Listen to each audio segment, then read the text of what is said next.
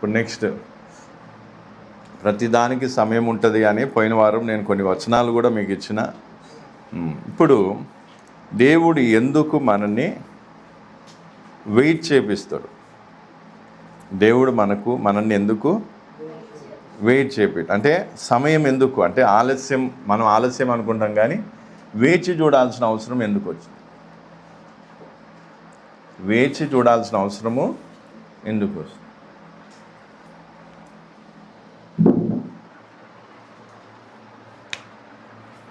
Waiting అనేది ఎందుకు అవుతుంది?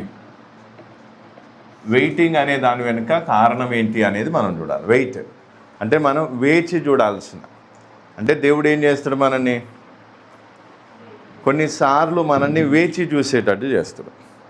మనకు ఓపిక ఉండదు. మనకేం కావాలి? ఏమిటో 10 నిమిషాలు, ఎందుకంటే జెప్టోకి ఇన్స్టామాటికి అలవాటు పడిపోయినాం. 10 నిమిషాల్లో టక్కుమని అయిపోవాలి. అట్లనే మనది కూడా ఏం కావాలి? మన జీవితంలో ఏదైనా ఉంటే అది ఏం కావాలి? తొందరగా అయిపోవాలి. కానీ దేవుడు కొన్ని సందర్భాలలో ఏం చేస్తాడు? వెయిట్ చేపిస్తాడు. ఏం చేస్తాడు? వెయిట్ చేపిస్తాడు. దానికి మంచి ఉదాహరణ ఎవరు? వెయిట్ చేపించడానికి ఉదాహరణ ఎవరు? అబ్రహాం. అనా అబ్రహాంకి దేవుడు ఏం చేశాడు? 75 సంవత్సరాలప్పుడు ఏం చెప్పిండు? పిల్లలు సంతానం ఇస్తా అన్నాడు. కానీ ఎన్ని రోజులు వెయిట్ చేసిండు ఆయన? 13 ఇయర్సా? అది దేవుడు మాట్లాడటం మానేసింది 13, 14. ఇక్కడ ఎన్ని సంవత్సరాలు వెయిట్ చేసిండు ఆయన? 25 సంవత్సరాలు వెయిట్ చేస్తే 100 సంవత్సరాలప్పుడు ఆయనకి ఎవరు పుట్టిరు? ఇస్సాకు పుట్టిరు. వెయిటింగ్ అనేది కంపల్సరీ. దేవుడు కొన్ని సందర్భాలలో మనల్ని వెయిట్ చేపిస్తాడు. అదే విషయమేనా అసలు ఎందుకు వెయిట్ చేపిస్తాడు అనే దానికి మనం ఇక్కడ అర్థం చేస్తాం. అయితే ఈ క్యాలిక్యులేషన్ ఒకసారి మనం వచనంలో చూద్దాం. ఒకసారి మనం ఏం చేద్దామంటే,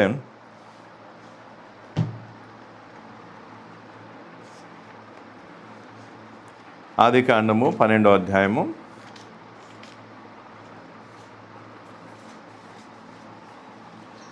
ఆదికాండం 12వ అధ్యాయము 1 నుంచి మనం చదివితే, యెహోవా నీవు లేచి నీ దేశము నుండి, నీ బంధువుల యొద్ద నుండి, నీ తండ్రి ఇంటి నుండి బయలుదేరి నేను నీకు చూపించు దేశమునకు వెళ్ళు. నిన్ను గొప్ప జనముగా చేసి నిన్ను ఆశీర్వదించి నీ నామమును గొప్ప చేయుదును. ఇక్కడ ఏమంటే గొప్ప జనముగా చేయుదును అంటే అర్థం ఏంటిది? సంతానం లేదు అంటే నీకు సంతానాన్ని ఇస్తాను అని అక్కడ దేవుడు అబ్రహాముకి చెప్పడం. అయితే ఎప్పుడు చెప్పింది మాట? 4వ వచనం, యెహోవా అతనితో చెప్పిన ప్రకారము అబ్రహాము వెళ్ళెను, లోతు అతనితో కూడా వెళ్ళెను. అబ్రహాము హారాను నుండి బయలుదేరినప్పుడు 75 ఏండ్లు ఈడుగలవాడు. ఎన్ని? 75 ఏండ్లు ఈడుగలవాడు. అయితే ఇప్పుడు 75 ఏండ్ల నుంచి మనం ఇక్కడ మరి ఆయనకు సంతానం ఎప్పుడు పుట్టిందంట?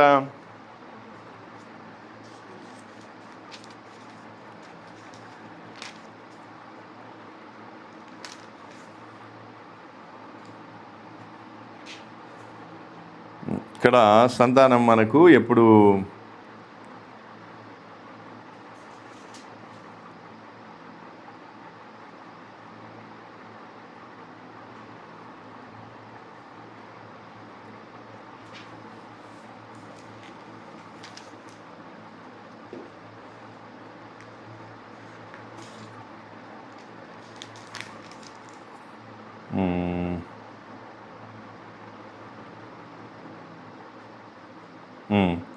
ప 17 ఆదికాండం 17వ అధ్యాయము ఆదికాండం 17వ అధ్యాయం 17వ వచనం. ఈడేమంటే, అప్పుడు అబ్రహాము సాగిలపడి నవ్వి 100 ఏళ్ల వానికి సంతానము కలుగునా, 90 ఏండ్ల సారా కనునా అని మనసులో అనుకోని. అంటే ఇక్కడ ఏముంది? అప్పటికి దేవుడు ఎప్పుడు చెప్పిండు? 75 సంవత్సరాలప్పుడు దేవుడు ముందు వాగ్దానం చేసిండు, నిన్ను గొప్ప జనముగా చేస్తాను. తర్వాత 2వ దాంట్లో ఇక్కడ మనం చూస్తే మళ్ళీ 17వ అధ్యాయములో దేవుడు అక్కడ ఏం చేస్తున్నాడంటే అబ్రహాముతో మాట్లాడుతున్నాడు. మాట్లాడినప్పుడు అందుకే ఇక్కడ 15వ వచనం నుండి కింద చాలా చక్కగా చాలా వివరంగా మాట్లాడినప్పుడు అక్కడ 17వ వచనంలో ఏమంటున్నాడు, అప్పుడు అబ్రహాము సాగిలపడి నవ్వి 100 ఏండ్ల వానికి సంతానము కలుగునా, 100 ఏండ్ల వానికి. తర్వాత 21వ అధ్యాయంలో వచ్చేసరికి అక్కడ ఏమైంది, ఎట్లనగా దేవుడు అబ్రహాముతో చెప్పిన నిర్ణయ కాలములో సారా గర్భవతి అయి అతని ముసలితనమునందు అతనికి కుమారుణ్ణి కనేను. చూడండి, నిర్ణయ కాలము. ఇది కొంతమందికి నచ్చదు, ఇది కొంతమందికి ఏం కాదు, నచ్చదు. వాళ్ళకేం కావాలి, వెంటనే ఏం కావాలి, చిటికల మీద అన్నీ అయిపోవాలి. వాళ్ళు విశ్వాసులు కాదు, వాళ్ళు విశ్వాసులుగా పిలువబడే అర్హత వారికి లేదు. ఏదైనా సరే ప్రతి దానికి మనకేముంటుంది, నిర్ణయ కాలం ఉంటుంది. దేవుడు ఏం చేసిండో, నీకు 100 సంవత్సరాలప్పుడు నేను నీకేమిస్తా, సంతానాన్ని ఇస్తా అని చెప్పొచ్చు, కానీ చెప్పలేదు. సంతానాన్ని నీకు ఇస్తా అన్నాడు. మనం 12వ అధ్యాయంలో చూసిన తర్వాత మళ్ళీ 14 కానీ 15 కానీ అట్లా అధ్యాయాల్లో చూస్తే దేవుడు ఏం చేస్తున్నాడు, ఎప్పటికప్పుడు అప్డేట్ చేసుకుంటూ వస్తున్నాడు అబ్రహాంకి. ఏమని, నేను నీకేమిస్తా, సంతానాన్ని ఇస్తా అంటే చెప్పినప్పుడు అబ్రహాము 75 సంవత్సరాలప్పుడు దేవుడు తనకు సంతానాన్ని ఇస్తాడని చెప్పిన వాగ్దానాన్ని అక్కడ చూస్తే అక్కడ మనం అందుకే 18వ అధ్యాయంలో కూడా చూడవచ్చు, 17లో చూడవచ్చు.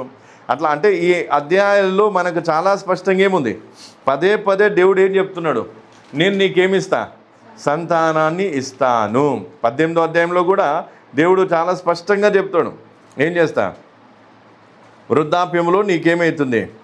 అందుకే ఇక్కడ దేవుడు ఇక్కడ కూడా మనం అవన్నీ చదువుకుంటే చాలా పెద్దగా అయిపోయింది, ఎందుకంటే మన ముందు వేరే విషయం ఉంది. అందుకే ఇక్కడ అర్థం చేసుకోవాల్సింది ఏంటంటే 75 సంవత్సరాలప్పుడు దేవుడు అబ్రహాంకి ఏమిచ్చిండు, నేను గొప్ప జనముగా చేస్తానని చెప్పిండు. 75 సంవత్సరాలప్పుడు ఆ మాట విని ఇప్పుడు అది నెరవేరటానికి ఎన్ని సంవత్సరాలు పట్టింది, 25 సంవత్సరాలు పట్టింది. 25 సంవత్సరాలు 25 సంవత్సరాలు పట్టిందంటే అర్థం ఏంటిది అంటే దేవుడు అక్కడ ఏం చేస్తాడు. అందుకే ఇక్కడ 21లో కూడా ఏమంటారు, నిర్ణయ కాలమందు. పోయినసారి కూడా మనం చెప్పాను, నిర్ణయ కాలములో. నిర్ణయ కాలం ఎవరు నిర్ణయించిన కాలం, దేవుడు నిర్ణయించాడు. నీకు ఏం చేస్తా, సంతానాన్ని ఇస్తాను అని దేవుడు చెప్పింది ఎవరు, దేవుడే. కానీ ఆ ఎప్పుడు ఇవ్వాలి అనే నిర్ణయం కూడా ఎవరు తీసుకున్నారు, అదే. ఒకవేళ అబ్రహాం చెప్పు నీకు ఎప్పుడు కావాలంటే ఇప్పుడే కావాలంటాడు. నాకేం కావాలి, 1 ఇయర్లో నాకు ఏం కావాలి, బాపా ఏం కావాలి నాకు ఒక పిల్లగాడు కూడా సరిపోదు, ఏం కావాలి, ఎంతమందిని ఇవ్వాలనేది కూడా ఎవరు నిర్ణయించింది, దేవుడే. సారాయి ద్వారా ఎంతమంది పిల్లలు, ఒకటే కుమారుడు. అంటే ఆ నిర్ణయ కాలం ఏదైతే ఉందో దాన్ని మనం మంచిగా అర్థం చేసుకోవాలి. అందుకే ఇక్కడ దేవుడు ఏం చేస్తున్నాడు, 75 సంవత్సరాలప్పుడు దేవుడు అబ్రహాంకి చెప్పి 25 సంవత్సరాలు ఆయనను వెయిట్ చేయించాడు. ఏం చేసిండు, వెయిట్ చేయించాడు. అయితే ఈ వెయిటింగ్ పీరియడ్ ఎందుకు, ఈ వేచి చూడాల్సిన సమయం ఎందుకు అనేది మనమేం కావాలి, అర్థం చేసుకోవాలి. దాంట్లో మనకు కలిగే ప్రయోజనం ఏంటి, వెయిట్ చేయటం వల్ల మనకు కలిగే ప్రయోజనం ఏంటి అనేది మనమేం కావాలి. మళ్ళీ చెప్తున్నా, ఎవరైతే తొందరపడి వాళ్ళ కోరికల మేరకు వాళ్ళ టైం మేరకు ధన పనులు కావాలనుకుంటే వాళ్ళు ఎవరు కాదు, పరలోకానికి వెళ్ళే బాపతి కాదు, పరలోకానికి వెళ్ళే వాళ్ళు కాదు. వాళ్ళు ఇచ్చల కోరికల మీద బతికే వాళ్ళు అంతే. కాబట్టి దేవుని అడ్డు పెట్టుకొని బతుకుతున్నారు అంతే. అందుకే ఇక్కడ ఏముంది, చాలామందితో వచ్చే సమస్య ఏంటిది, ఇన్సిడెంట్గా అయిపోవాలి, తొందరగా అయిపోవాలి. దేవుని ముందు ఎవరైనా డిమాండ్ పెడుతున్నారంటే వాళ్ళు సరి అయిన విశ్వాసులు కాదు. దేవుని మీద డిమాండ్ చేస్తున్నామంటే అర్థం ఏంటిది, దేవుడు అంటే ఏంటో ఇంకా తెలియలేం. దేవుడు అంటే ఏంటో నీకు ఇంకా తెలియలేదు కాబట్టి దేవుని ముందు నువ్వేం చేస్తున్నావు, డిమాండ్ చేస్తున్నావు, అలుగుతున్నావు. లేదా దేవుని మీద ఏమంటా నిందలు మోపడం, దేవుడు ఇట్లా దేవుడు అట్లా అది ఇది. అందుకే ఇక్కడ అర్థం చేసుకోవాల్సింది ఏంటంటే అబ్రహాముకు దేవుడు 25 సంవత్సరాలు వేచి చూశాడు. ఆల్మోస్ట్ 25 సంవత్సరాలు వేచి చూడటం అంటే ఇప్పుడు మనం కూడా దేవుడు, అందుకే మనం ఏం చేయాలి? ఇప్పుడు అబ్రహాము మంచి విశ్వాసులకు తండ్రి. అంటే విశ్వాసం అంటే ఏంటో ఆయన ద్వారా మనం నేర్చుకోవచ్చు. ఇప్పుడు అలాంటి విశ్వాసం మనకుందా? అలాంటి విశ్వాసం మనకుందా? ఇప్పుడు దేవుడు ఏమంటాడు? ఇప్పుడు నీకు ఏమంటా దేవుడు, రేపటికల్లా నేను ఈ కార్యం చేస్తానంటే ఎగిరిగంతులు వేస్తాను. కార్యం చేస్తా, కానీ ఎప్పుడు చేస్తాను నీకు చెప్పాను అనుకో, అప్పుడు ఏం చేస్తాం? జరుగుతుందో లేదో, చేస్తాడో చేయడో, ఏదో మాయ చెప్తున్నట్టు, మోసం చేస్తున్నట్టు, దేవుడు చేస్తాడా, అవుతుందా, ఇట్లాంటి మాటలతోటి మనం ఏం చేస్తాం? కాలక్షేపం చేస్తాం. అందుకే ఫస్ట్ మనం అర్థం చేసుకోవాల్సింది ఏంటిది? ఏమర్థం చేసుకోవాలి? అందుకే పోయిన వారం కూడా నేను చెప్పిన, దేవుని చిత్తానికి ఒకవేళ తొందరపడి సమర్పణ చేసుకుంటే తలాక్ అని 3 సార్లు అనేసి ఎట్లయితే వెనకకి తీసుకుంటే అట్లా వెనకకి తీసేసుకోమని చెప్పిన. అవునా? ఇప్పుడు ఇప్పుడు ఉదాహరణకి నేను అట్లా కూడా చెప్పిన. ఇప్పుడు నా దగ్గరికి సహవాసానికి రమ్మని నేను ఎవరిని ఆశ పెట్టలే. లేదు మాకు వాక్యం కావాలి, సహవాసం కావాలి, పలాంది కావాలి. నువ్వు వచ్చింది దేనికోసం? చచ్చిపోతే ఇక్కడ బొందబెట్టడానికి సమాధితోటి ఉంది, తర్వాత ఏమంట పెళ్ళిళ్ళు చేయడానికి ఏముంది, మంచి ఏమంట మ్యారేజ్ బ్యూరో ఉంది, లేకపోతే ఏమంట మనకు నెలకింత పైసలు ఇవ్వడానికి ఏమంట బయట నుంచి ఫండ్స్ వస్తున్నాయి. వీటిని చూసి అయితే రాలే కదా. వాటిని చూసి రానప్పుడు మళ్ళీ వాటిని ఎందుకు ముందు పెట్టుకుంటున్నాం? వాటిని ఎందుకు ముందు పెట్టుకోవద్దు కదా. అది సైతాన్ చేసే పని. నువ్వేమన్నావు? సహవాసం కావాలన్నప్పుడు సహవాసం దేనికి సంబంధించింది? ఆత్మకు సంబంధించింది. నీకు వాక్యం కావాలన్నప్పుడు, సహవాసం కావాలన్నప్పుడు నువ్వు దాని మీదనే పట్టుదల కలిగి ఉంటే మిగతావన్నీ దేవుడు సమయం వచ్చినప్పుడు దేవుడు చేస్తాడు. మళ్ళీ చెప్తున్నా, నీకు నచ్చినప్పుడు దేవుడు చేయడు. నీకు నచ్చినప్పుడు దేవుడు ఏమో అది కాదు, ఏది మన అది ఉంటుంది కదా, ఒకదాన్ని ఇట్లా రాయంగానే జిన్ను వస్తాడు. జిన్ను వచ్చి కోరికేందో కోరుకు అనగానే మనమే నాకు ఇది కావాలి, నాకు అది కావాలంటే టక్కుమని చేసేస్తాడు. అట్లా కాదు కదా. ప్రతి మీటింగ్కి వచ్చినప్పుడల్లా ఇక బైబుల్ని ఏం చేస్తాయి, ఇక బైబుల్ పట్టుకొని ఏం చేస్తుంటాం? గీకేసరికి దేవుడు వచ్చి ప్రభువా నాకు ఇది కావాలి, నాకు అది కావాలి అని చెప్పంగానే దేవుడు చేసేస్తాడు. అయిపోయా, బాగుంటుంది కదా. అట్లయితే కాదు కదా, దేవుడు అట్లా చేయడు కదా. నువ్వు బైబుల్ని ఎన్నిసార్లు గీకినా బైబుల్ అరిగిపోయి చినిగిపోవాలి, కానీ దేవుడు అట్లా. కాబట్టి అందుకే అర్థం చేసుకోవాల్సింది ఏంటంటే, దేవుడు ఏం చేస్తాడు? సమయాన్ని చెప్పాలి. సమయాన్ని బట్టి దేవుడు కార్యము నిర్ణయకాలం. అందుకే అక్కడ రాసింది 21లో చాలా స్పష్టం. నిర్ణయకాలములో కాబట్టి దేవుని చిత్తానికి మనం సమర్పణ చేసుకుంటే మనకు మేలు జరుగుతుంది. అంటే మనం అనుకున్న దానికంటే దేవుడు ఇంకెక్కువనే చేస్తాడు అనే ఒక ఏమంట లాలూచితనంతో దేవునికి సమర్పణ చేసుకుంటే కాదు. అర్థమవుతుందా? అందుకే సమర్పణ చేసుకునేటప్పుడు ఏముండాలి? అది దేవుని ప్రణాళికలో ఉందా లేదా, దేవుని సమయం ఎప్పుడా మనకు తెలియదు. దేవుని ప్రణాళికలో ఉంటే దేవుని సమయాన్ని బట్టి ఆయన ఏం చేస్తాడు? కార్యం చేస్తాడు. ఇది పక్కా ఏం కావాలి? అర్థం చేసుకో. కానీ లేదు, మనం ఏం చేస్తాం? తొందరపడిపోయి, లేదు ఆలస్యం అయిపోతుంది, లేట్ అయిపోతుంది అంటే నేనేం చేయలేను దానికి. అందుకే ఇప్పుడు నేను ఒకటే మాట అంటున్నా, ఒకవేళ నా దగ్గరకు వచ్చి తప్పు చేసినాం అని అనుకుంటే ఏం కావాలి? ఇప్పుడైనా నిర్ణయం మార్చుకొని హ్యాపీగా వెళ్ళిపోవచ్చు ఎక్కడికన్నా. ఎందుకంటే నీకు కావాల్సిన ఇక్కడ లేనప్పుడు నీకు ఎక్కడైతే దొరుకుతుందో అక్కడికి వెళ్ళిపో. ఎక్కడుండి నాకు అది కావాలి, నాకు ఇది కావాలంటే దొరకదు. ఇక్కడుండి అది కావాలి, ఇది కావాలంటే ఏం కాదు, దొరకదు. ఇంకా నయ్యం, దేవుని దయ వల్ల నాకు పిల్లలు ఉన్న పెళ్ళి అయ్యింది, భార్య ఉంది, పిల్లలు ఉన్నారు కాబట్టి నడిచిపోయింది. అదే మోదీలాగా నేను పెళ్లి పెటాకులు లేనోన్నైతే ఏం చేసు? అరే నీకేం తెలుసు భయ్, మా కుటుంబాల సమస్య నీకేం తెలుసు అని ఒక మాటతోటి ఏం చేద్దురు. ఇప్పుడు ఆ మాట అన్నికి రాదు కదా అనా, ఆ మాట అన్నికి రాదు కదా. అట్లాంటప్పుడు నేను కూడా ఏం చేయాల్సింది? ఒక బ్రదర్ ఏం చేసిండు, ఆ పాస్టర్ దూరం ఉన్నాడు, ఈ పాస్టర్ దూరం ఉన్నాడని దగ్గరున్న పెద్ద సంఘాన్ని చూసుకున్నాడు. ఆ పాస్టర్ దగ్గర పోయి సహవాసం చేయడానికి నేను ఎప్పుడు పెద్ద పాస్టర్ దగ్గర ఉండి ట్రైనింగ్ తీసుకునే వ్యక్తే. అట్లా ఎంతమంది పెద్ద పెద్ద చర్చిలు చూసి, ఆ పాస్టర్ల పేర్లు చూసి, వాళ్ళ దగ్గర ఉన్న ఆస్తిని చూసి ఆకర్షితమై వెళ్ళిపోయిన వాళ్ళు ఎంతమంది లేరు. అందుకే ఏం కావాలి? సహవాసం అని రావటం ఒక ఎత్తు అయితే, సహవాసములో చివరి వరకు ఉండటం ఇంకో ఎత్తు. అది అందరి వల్ల అయ్యేది కాదు. ఎప్పుడైతే మనలో స్వార్థం వస్తుందో ఎప్పుడైతే కోరికలు పెరుగుతాయో లేదా ఎప్పుడైతే మనం ఇంకా కొంచెం ఆ భావోద్వేగానికి గురవుతామో అప్పుడు ఏమవుతుంది, మనకేమైపోతుంది, నిర్ణయాలు మార్చుకోవడానికి, ఆలోచన మార్చుకోవడానికి పెద్ద విషయం కాదు, ఎంత సమయం కాదు. అట్లా ఎంతమంది వెళ్ళిపోయారు, ఎంతమంది ఎందుకు వెళ్ళిపోయారు? ఎందుకంటే వాళ్ళు అనుకున్నది జరుగుతలేదు కాబట్టి, వాళ్ళు అనుకున్నట్టుగా జరుగుతలేదు కాబట్టి. ఇప్పుడు శ్రావరాన్ని అంకుల్ నేను ఇది చేస్తా కొట్టింది అనుకో, ఓకే ఉంటాడు. లేదా అది చేయొద్దు అన్నాం అనుకో, ఏమవుతుంది, ఒకసారి 2 సార్లు 3 సార్లు 4వసారి కూడా వద్దు అన్నాను అనుకో, అరే ప్రతిదానికి ఈయనైతే ఇట్లా ఆటంకపరుస్తున్నాడు, నాకేమో చెయ్యాలని ఉంది, ఈయనేమో ఇట్లా ఆటంకపరుస్తున్నాడు, నెమ్మ బెజారు వచ్చి ఏమైపోతుంది, దూరం పెరగదా? అందుకే ఇక్కడ అర్థం చేసుకోవాల్సిన విషయం ఏంటంటే, ఇప్పటికైనా పెద్ద సమస్య ఏం లేదు. ఏం కావాలి, ఏం చేయాలి? ఒకవేళ తొందరపడి తప్పు నిర్ణయం తీసుకున్నాం అనుకుంటే ఆ నిర్ణయాన్ని సరి చేసుకునే అవకాశం కూడా ఇప్పుడు ఉందా లేదా? హ్యాపీగా ఏం కావచ్చు. Okay, praise the lord pastor, మీ దగ్గరకు వచ్చి చాలా ఏం చేసినాం అనా. ఎందుకంటే కొంతమందికి ఏం కావాలి, ఆ విషయంలో వాక్యం ఉంటే చాలు అనుకుంటారు, కానీ ఎప్పటికీ వాక్యము. ఇప్పుడు ఎస్తరక్క చిన్నపిల్లలు ఉన్నారు, చిన్నపిల్లలప్పుడు వచ్చింది నా దగ్గరికి, అప్పుడేమో వాక్యం ఉంటే చాలు, సావాసం ఉంటే చాలు అన్నది. ఇప్పుడు పిల్లలు పెద్దగా ఇప్పుడు ఏం కావాలి, వాళ్ళకి పెళ్ళిళ్ళు కావాలి. పెళ్ళిళ్ళు ఎట్లయితాయి?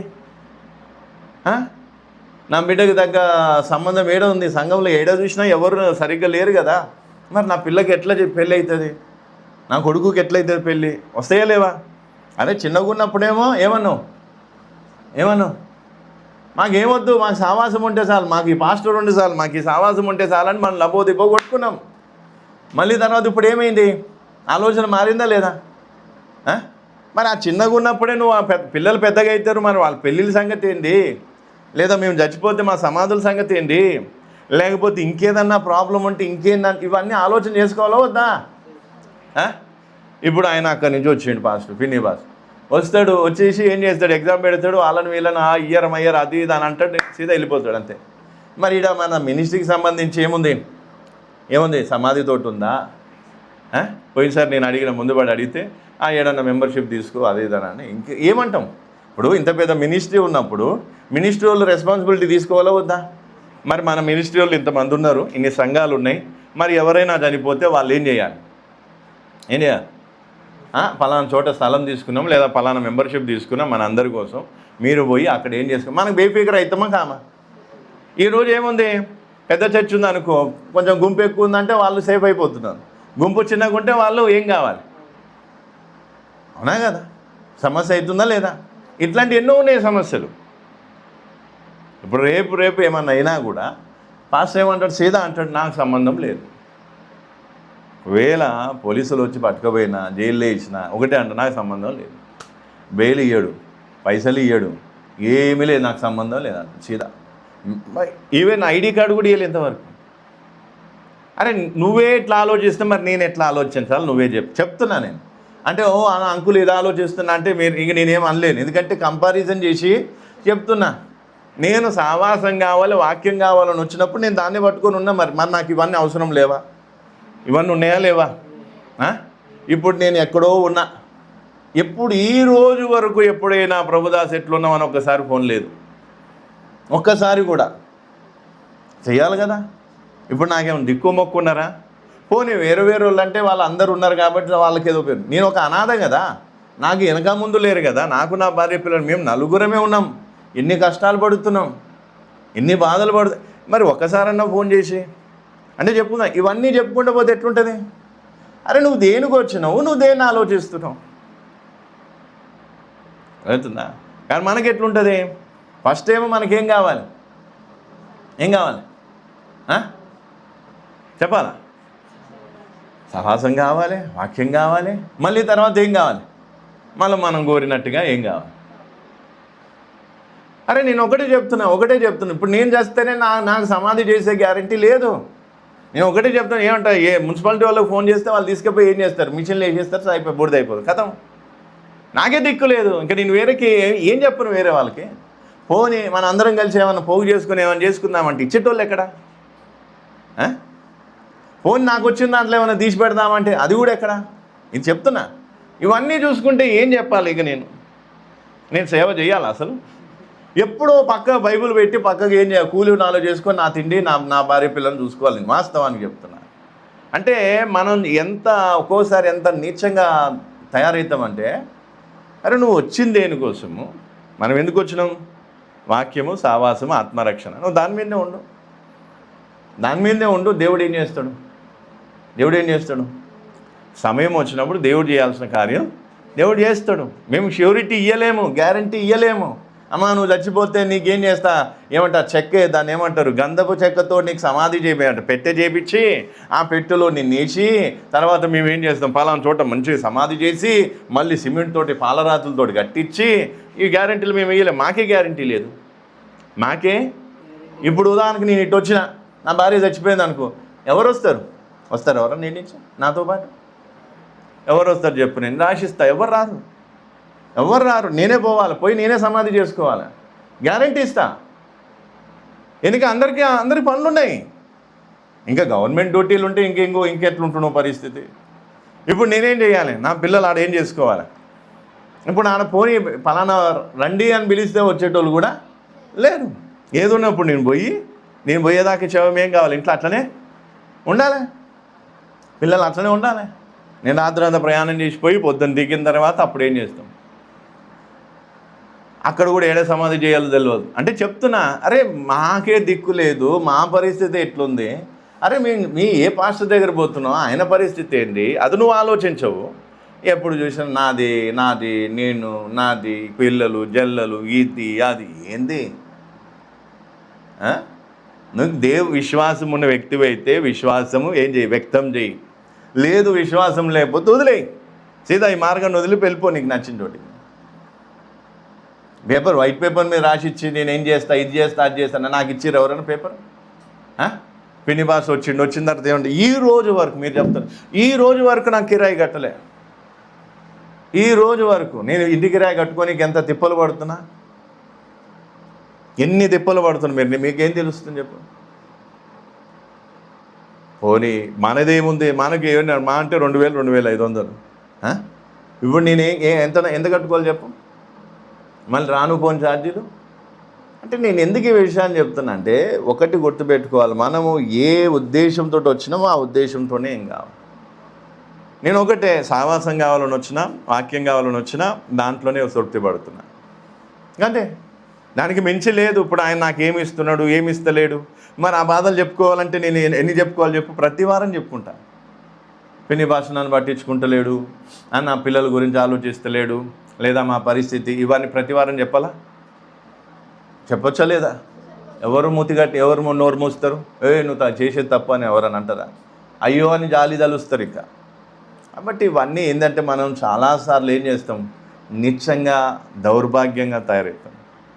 నీకు ఏదైతే కావాలనుకున్నావో దానికి వచ్చినావు, అది నీకు దొరుకుతున్నప్పుడు తృప్తిపడు. లేదు నాకు లేదు ఇంకా ఏదో కావాలనుకుంటే ఇటు దొరకకపోతే వెళ్ళిపో. ఇటు దొరకకపోతే ఏం కావాలి? సీదా వెళ్ళిపోయి ఎక్కడన్నా పోయి ఏం చేసుకో, నీకు ఏడ దొరుకుతా అడిగిపో. మనం ఏం చేయగలుగుతాము?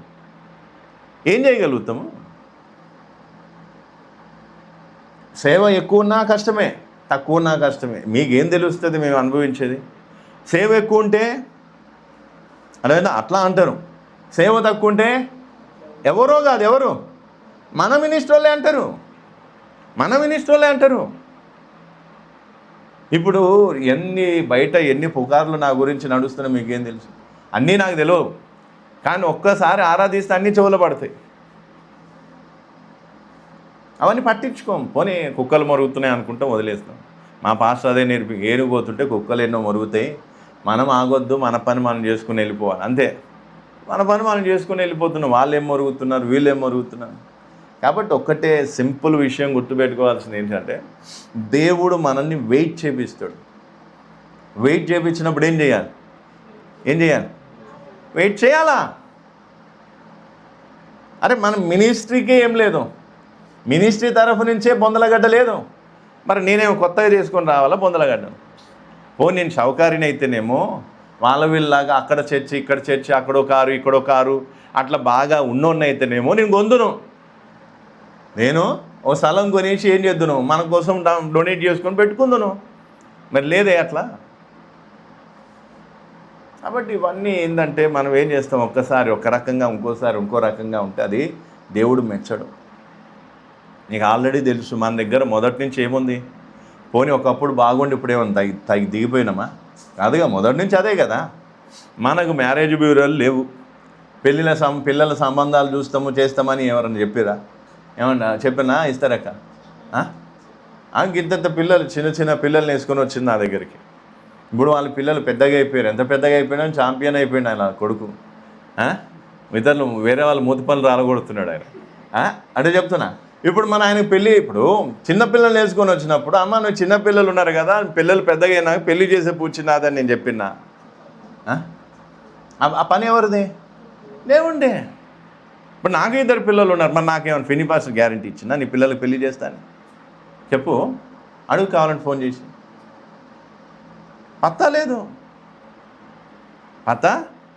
లేదు. మొన్న అక్టోబర్లో పాస్టర్ ఏమన్నాడంటే, అక్టోబర్కి అక్కడ వస్తా, నేను విశాఖపట్నంకి వస్తా, అక్కడ మీ ఇంటికి కూడా వస్తా, అది ఇది అని అన్నాడు. అనగా మేము కూడా సంతోషపడ్డాం. చలో దేవునికి స్తోత్రం. అంతకుముందు పిలిస్తే రాలే. మా ఇంటి మీదకి వెళ్ళి అటుకెళ్ళి పోయింది కానీ రాలే. వాళ్ళ ఇష్టం, మనం ఏం చేస్తాం. నేను ఒకటే అంటే ఒకసారి అడుగుతా, ప్రేరేపణ ఉంటే వస్తారు, లేకపోతే లేదు. బలవంతం చేయాల్సిన అవసరం లేదు. చలో అయిపోయిన తర్వాత ఏమైపోయింది, మొన్న అక్టోబర్కి మీటింగ్లోకి వస్తాం. ఇప్పుడు ఏంది జూలైగా, ఆగస్ట్, సెప్టెంబర్, అక్టోబర్ అనుకున్నాం. ఇప్పుడు ఏమైపోయింది, అది కూడా క్యాన్సిల్ అయింది. ఇప్పుడు అయ్యో క్యాన్సిల్ అయిపోయింది కదా అని అలుగుతామా? దేవుని చెప్తాం. దేవుని అనుమతి ఉంటే ఏదైనా జరుగుతుంది, లేదంటే ఓకే దేవుని దాంట్లో కూడా మేలే ఉంది అంతే. లేదు మాట ఇచ్చిండు, మాట తప్పిండు అని నేను అలగొచ్చు కదా, అలగొచ్చా లేదా?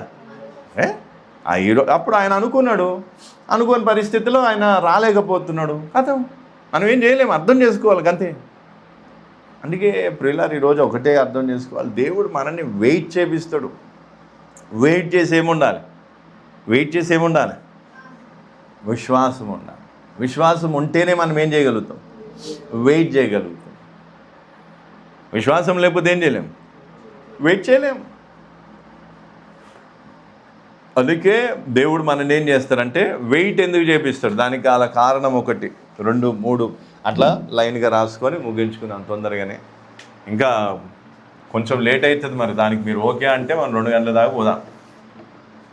ఇది కూడా ఛార్జింగ్ అయిపోతుంది, రికార్డింగ్ ఇది బంద్ అయిపోతుంది.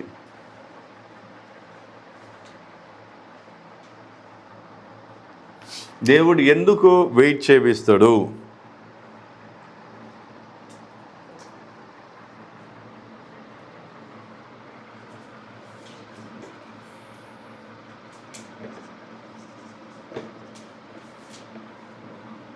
To build our faith. ఎందుకు వెయిట్ చేపిస్తున్నాడు దేవుడు? ఎందుకంటే మన విశ్వాసాన్ని బిల్డ్ చేయడానికి, మన విశ్వాసాన్ని కట్టడానికి. విశ్వాసాన్ని ఏం చేయాలి? కట్టాలి. అంటే మనం విశ్వాసములో కట్టబడటానికి దేవుడు మనల్ని వెయిట్ చేపిస్తాడు. అర్థమవుతుందా? ఇప్పుడు దేవుడు చెప్పిన వెంటనే అయిపోయింది అనుకో, విశ్వాసంతో పని ఏముంది? విశ్వాసం ఎప్పుడు పని ఉంటుంది? విశ్వాసంతో ఎప్పుడు పని ఉంటుంది? వెయిట్ చేయాల్సి వచ్చినప్పుడు పని ఉంటుంది. విశ్వాసం ఎప్పుడు అవసరం ఉంటుంది? ఇప్పుడు నేను ఒక ప్రశ్న అడుగుతా, మిమ్మల్ని దేవుడు దేని విషయంలోనైనా వెయిట్ చేపిస్తున్నాడా?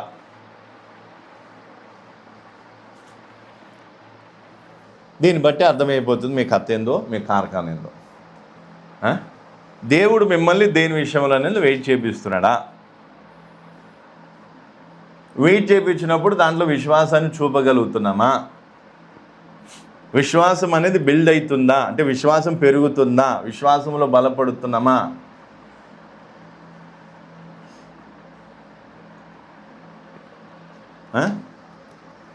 చూడండి, హెబ్రీయులకు రాసిన పత్రికలో అపోస్తలుడైన పౌలు ఏమని చెప్తున్నాడు? 11వ అధ్యాయం విశ్వాసుల గురించి రాసినప్పుడు, హెబ్రీయులకు రాసిన పత్రిక 11వ అధ్యాయము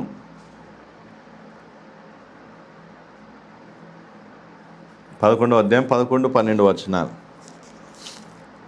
విశ్వాసమును బట్టి సారాయు వాగ్దానం చేసిన వాడు నమ్మదగిన వాడని ఎంచుకొనేను గనుక తాను వయస్సు గతించినదైనను గర్భము ధరించుటకు శక్తి పొందాను. అందుచేత మృతతుల్యుడైన ఆ ఒకని నుండి సంఖ్యకు ఆకాశ నక్షత్రముల వలెను సముద్ర తీరమందలి లెక్కింప సఖ్యము కాని ఇసుక వలెను సంతానము కలిగెను. దేన్ని బట్టి? విశ్వాసమును బట్టి. అంటే సారా ఏం చేసిందంట? విశ్వాసమును బట్టి ఏం చేసింది? విశ్వాసమును బట్టి ఏం చేసింది?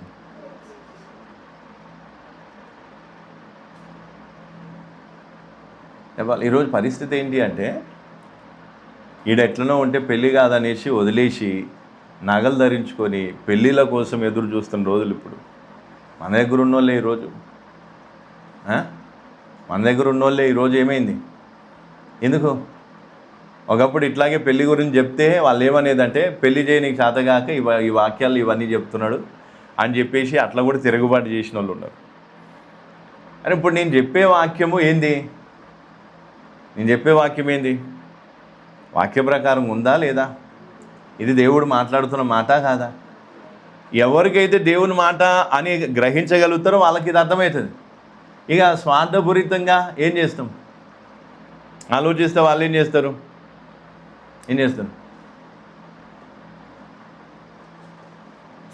అర్థమవుతుందా? ఇక్కడ ఉంటే వాళ్ళు ఏం చేయరు, ఒప్పుకోడు. ఈ విషయాలన్నీ ఏం చేయరు, ఒప్పుకోడు. అందుకే ఏం చేసిన, వదిలిపెట్టేసి ఇప్పుడు వాళ్ళకి నచ్చిన సంబంధాలు చూసుకునే పరిస్థితి. నగలు తీసేసిన వాళ్ళు కూడా ఈరోజు నగలు వేసుకొని ఏం చేస్తున్నారు? సంబంధాలు, అన్య సంబంధాలు చేసుకునే పరిస్థితికి వచ్చింది. ఎందుకు?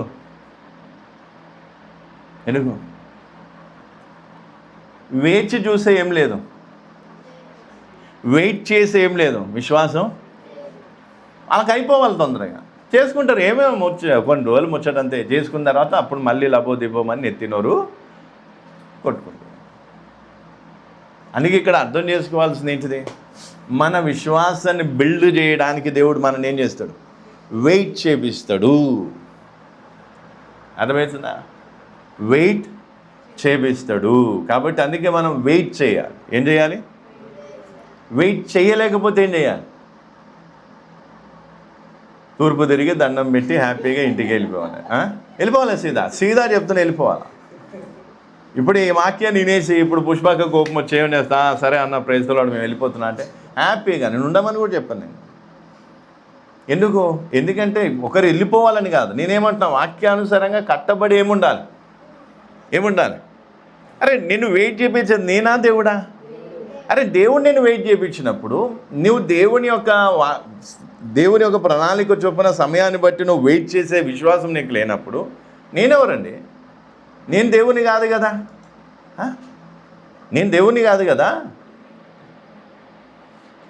దేవుడిని నువ్వు ఏం చేస్తున్నాడు? వెయిట్ చేపిస్తున్నాడు. వెయిట్ చేసే అంత విశ్వాసం ఏం కావాలి నీకు? ఉండాలి. ఆ విశ్వాసాన్ని బిల్డప్ చేసుకోవాలా. వస్తాయి, చంచలత్వం వస్తాయి, ఆలోచనలు అటు ఇటు అవుతాయి, పిచ్చి ఆలోచనలు వస్తాయి. గజనిలాగా అన్ని రకాలు ఏమంట, అటొకసారి ఇటొకసారి, అటు ఇటు అపరిచితమైన వ్యక్తుల్లాగా చాలా రకాలు జరుగుతాయి.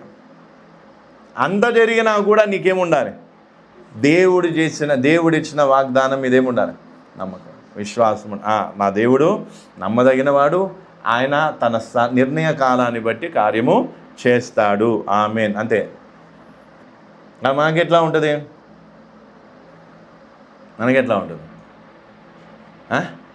ఇప్పుడు అయిపోవాలి అంతే. ఇప్పుడు ఏమైపోవాలి? ఏమైపోవాలి? ఇప్పుడు అయిపోవాలంటే అయిపోతలేదంటే ఎవరు చేస్తలేరు ప్రార్థన సరిగ్గా? పాస్టర్ ప్రార్థన సరిగ్గా చేస్తలేడు. అందుకే ఈరోజు చాలామంది ఏం చేస్తారు? ఎవరి మీద చూపించాలని చూస్తారు? పాస్టర్ మీద. అరే పాస్టర్ ఏం చేసిండు? నీకు చెప్పిన వాక్యంలో ప్రశ్నలు అడగమంటే అడగవు. నువ్వు దేవుని అడగాల్సినవి పోయి నన్ను అడిగితే నేనేం చేయాలి? నన్ను అడగాల్సినవి పోయి దేవుడిని అడిగితే దేవుడు ఏం చేయాలి? వాక్యం చెప్పింది ఎవరు? నేనే కదా. ప్రశ్నలు ఏమైనా ఉంటే నన్ను అడగాలి కదా. నన్ను అడగరు. ఎవరిని అడుగుతారు? ఇప్పుడు దేవుని అడిగేటివి తీసుకొచ్చి ఎవరిని అడుగుతాను? నేనేం చెప్తా, ఆ పాస్టర్ బాగానే చెప్తున్నావు, మరి ఎంతకాలం వెయిట్ చేయాలి అన్నవాకు. అది అడగాల్సింది ఎవరిని? నన్ను కాదు కదా. పోనీ నేను వెయిట్ చేపిస్తానేమో నేను చెప్తా. నేను కాదు కదా నేను వెయిట్ చేయించేది, నేను కాదు కదా నేను వెయిట్ చేయించేది. అందుకే ఈరోజు ఏం కావాలి? సారా ఏం చేసిందంట? మృతతుల్యుడైన ఒకని ద్వారా ఏమైందంట? సంఖ్యకు ఏమంటాను, ఆకాశ నక్షత్రముల వలె సముద్రమందలి లెక్కింప సఖ్యం కానీ ఇసుక వలె ఏమైందంట? సంతానం.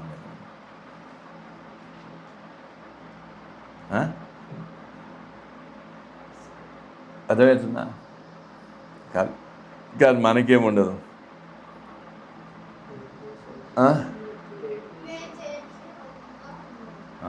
విశ్వాసం కావాలి. ఏం కావాలి? తొందరపడి చేసినామంటే తర్వాత మళ్ళీ బాధపడాలి. తర్వాత చాలా చాలా ఏం కావాల్సి వస్తుంది? బాధపడాల్సి వస్తుంది.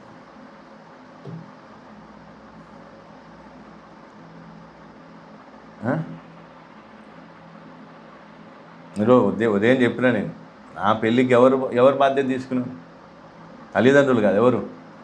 మాస్టర్ బాధ్యత తీసుకున్నాడు. అంటే నేను ఎంత నమ్మకంగా ఉన్నానో అర్థమవుతుందా? నాకు కానీ లేదా నా అంటే ఆ సిస్టర్కి కానీ ఇద్దరికి బాధ్యత తీసుకొని పెళ్ళి చేయాలనే బాధ్యత ఎవరు తీసుకున్నారు?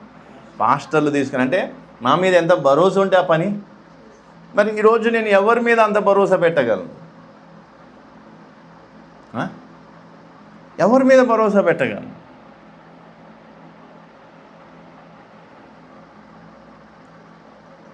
చెప్పా లోపల ఎన్ని జరిగిన నాకే విచిత్రం అనిపిస్తుంది. అలా ఎంత మంచిగా వాక్యం చెప్పి ఎంత మంచిగా వాళ్ళని అంత చేసినా కానీ నడిపించారు లోపట నడిపించాల్సినవన్నీ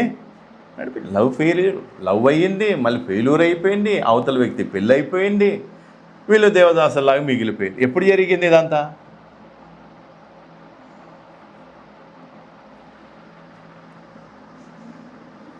ఎప్పుడు జరిగింది తెలియదు. తీరా చూస్తే ఎప్పుడు ఏమంది ఏదంట ఏది దావీదు ఒడిశల్లో రాయి తీసుకొని ఇసిరేస్తే అది పోయి ఎటో పోయి వచ్చి ఇలా తగిలినట్టు ఏమైపోయింది. ఎప్పుడో అడ్డిమారు గుడ్డి దెబ్బ తగిలినట్టు ఎప్పుడో అది బయటపడి చూస్తే ఇప్పుడు నేనేం చేయాలి చెప్పు? సరే మనుషులు కాబట్టి పొరపాటు జరుగుతుండొచ్చు, కానీ నువ్వు పచ్చి మోసం చేసినవే, నిన్నెట్లా నమ్మాలి? ఇప్పుడు చేసినావు, రేపు మళ్ళీ నువ్వు మోసం చేయవని గ్యారంటీ ఏంది? పోనీ అది కూడా నువ్వు తప్పు జరిగిందని నువ్వు యథార్థంగా ఒప్పుకున్నవే కాదు, అదేదో ఇట్లా చేసేదో మొత్తానికి బయటపడింది. అదే వేరే వాళ్ళ త్రూ బయటపడితే అప్పుడు వీళ్ళు ఏం చేయాలి? కన్ఫ్యూషన్, అవును ఇట్లా అయింది, అట్లా అయింది, అదైంది, ఇదైంది అని చెప్పి కథం అయిపోయింది. అంటే చిన్నప్పటి నుంచి నమ్మి నేను వాక్యం చెప్పిన వాళ్ళే ఇట్లా చేస్తే వాళ్ళని నేను ఎట్లా ట్రస్ట్ చేయాలి? అని ఈరోజు చాలామంది సమస్య ఏంటి అంటే వేచి చూసి ఏం లేదు, వెయిట్ చేసే ఏం లేదు, వెయిట్ చేసి ఏం లేదు.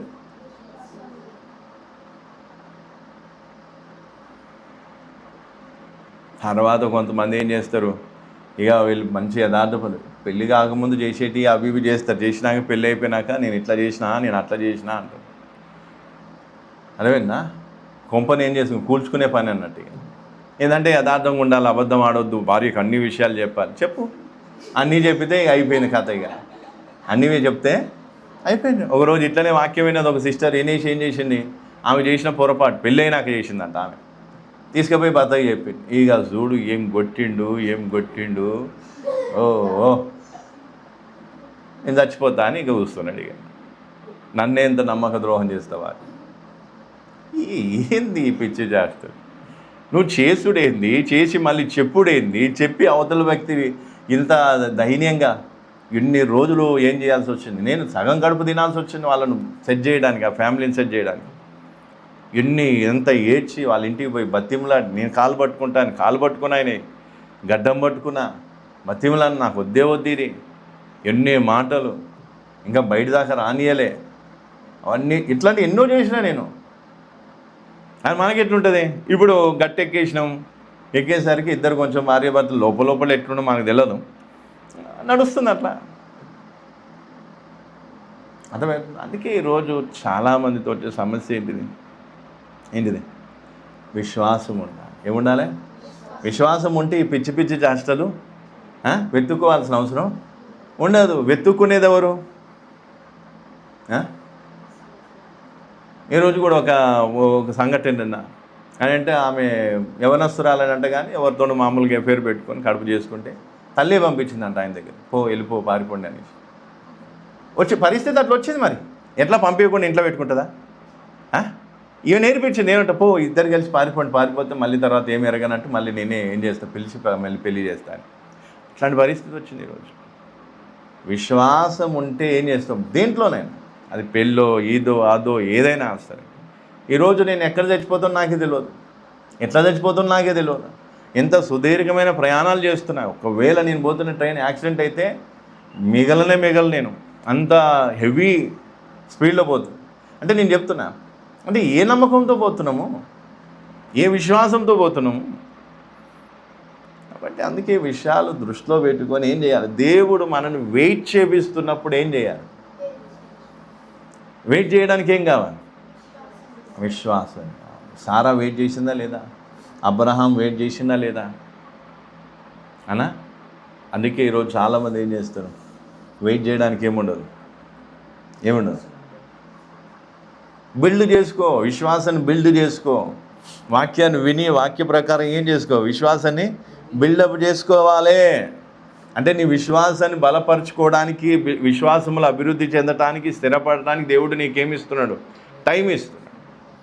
ఆ వెయిటింగ్ టైంలోనే నీకేమర్థమవుతుంది, నీలో విశ్వాసం ఎంతుంది, నీకు ఇంకెంత విశ్వాసము కావాలి. ఎన్ని రోజులైనా వెయిట్ చేసే అంతేముండాలి.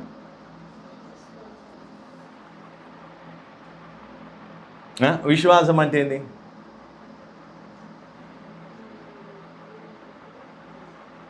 విశ్వాసం అంటే ఒకసారి చెప్పండి, ఏమనుకుంటున్నా? విశ్వాసం అంటే ఏమనుకుంటున్నా? నమ్మకం వేరు, విశ్వాసం వేరు. అది కూడా నేను ఎన్నోసార్లు చెప్పాను. ఏమంట విశ్వాసం అంటే ఏంటి?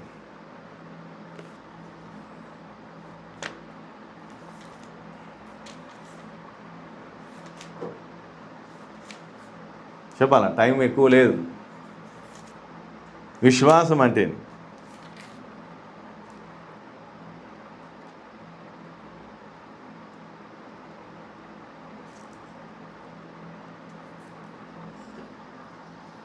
విశ్వాసం అంటే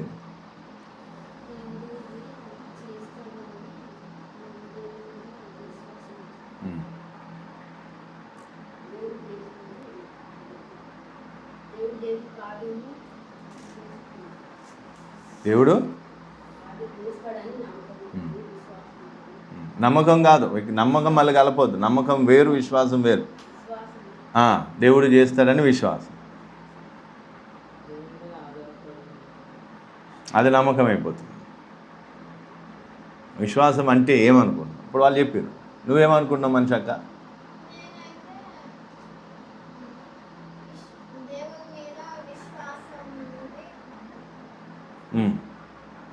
విశ్వాసం ఉండి,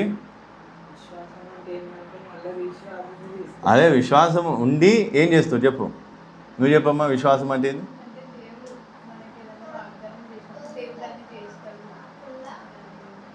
దేవుడు అది చేస్తాడు. విశ్వాసం అంటే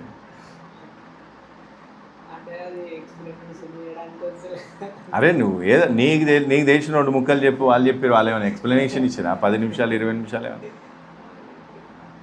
చెప్పు. విశ్వాసం అంటే నువ్వేమనుకుంటున్నావు భయ్, అది చెప్పు.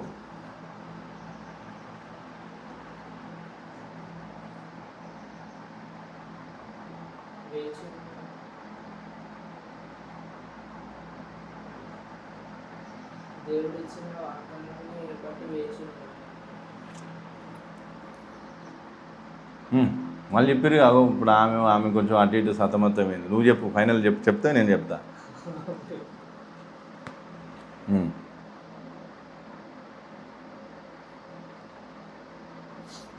విశ్వాసం అంటే ఏంది?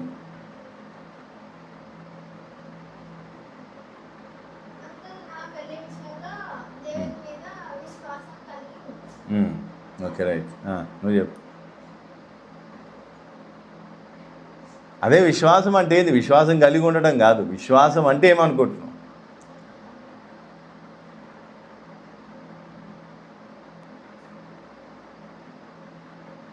చెప్పు పోయి 2 ముక్కలని చెప్పు, టైం లేదు. తప్పు అయితే అయ్యింది, దాంట్లో ఏముంది? ఇప్పుడు వీళ్ళందరూ కరెక్ట్ చెప్పారు అనుకున్నావా? వాళ్ళు ఏం చెప్పారు ఇప్పుడు నేను చెప్పి నాకు తెలుస్తుంది. చెప్పు మరి, తప్పు చెప్తే చెప్పు, ఏదో ఒకటి చెప్పు, తొందర చెప్పు.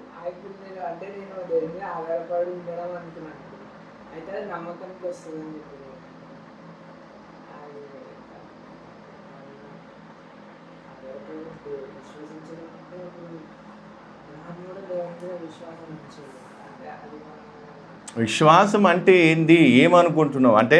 ఇప్పుడు వీళ్ళు ఏమన్నారు, విశ్వాసం అంటే మనం ఏదైతే దేవుడు చేస్తాడో దాన్ని మనం చేస్తాడో అని నమ్మాలి. దేవుడు ఇచ్చిన వాగ్దానం, దేవుడు ఇచ్చింది ఏదైతే ఉందో అది చేస్తాడని నమ్మాలి, అది విశ్వాసం అని వీళ్ళు అన్నారు. మరి నువ్వేమంటావు? దానికి ఓకే అంటావా? మరి కాదని చెప్పు. లేదు అది కాదు, ఇంకేమైనా నీ దృష్టిలో ఇంకేమైనా ఉందా దానికి మీనింగ్? అదే ఇప్పుడు వాళ్ళు తప్పే చెప్పిరని నేను అన్నానా? అంటే వాళ్ళు కరెక్ట్ చెప్పిరా? ఇప్పుడు నేను చెప్పేది చెప్తే తప్ప రాగానే నీకు తెలుస్తుంది కదా. చెప్పు మరి, నువ్వేమనుకుంటున్నావు విశ్వాసం అంటే? విశ్వాసం అంటే నువ్వేమనుకుంటున్నావు?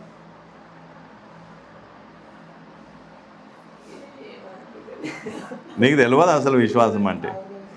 అది చెప్పు. దానియేలు గ్రంథం 3వ అధ్యాయము. దానియేలు గ్రంథం 3వ అధ్యాయము 16-17.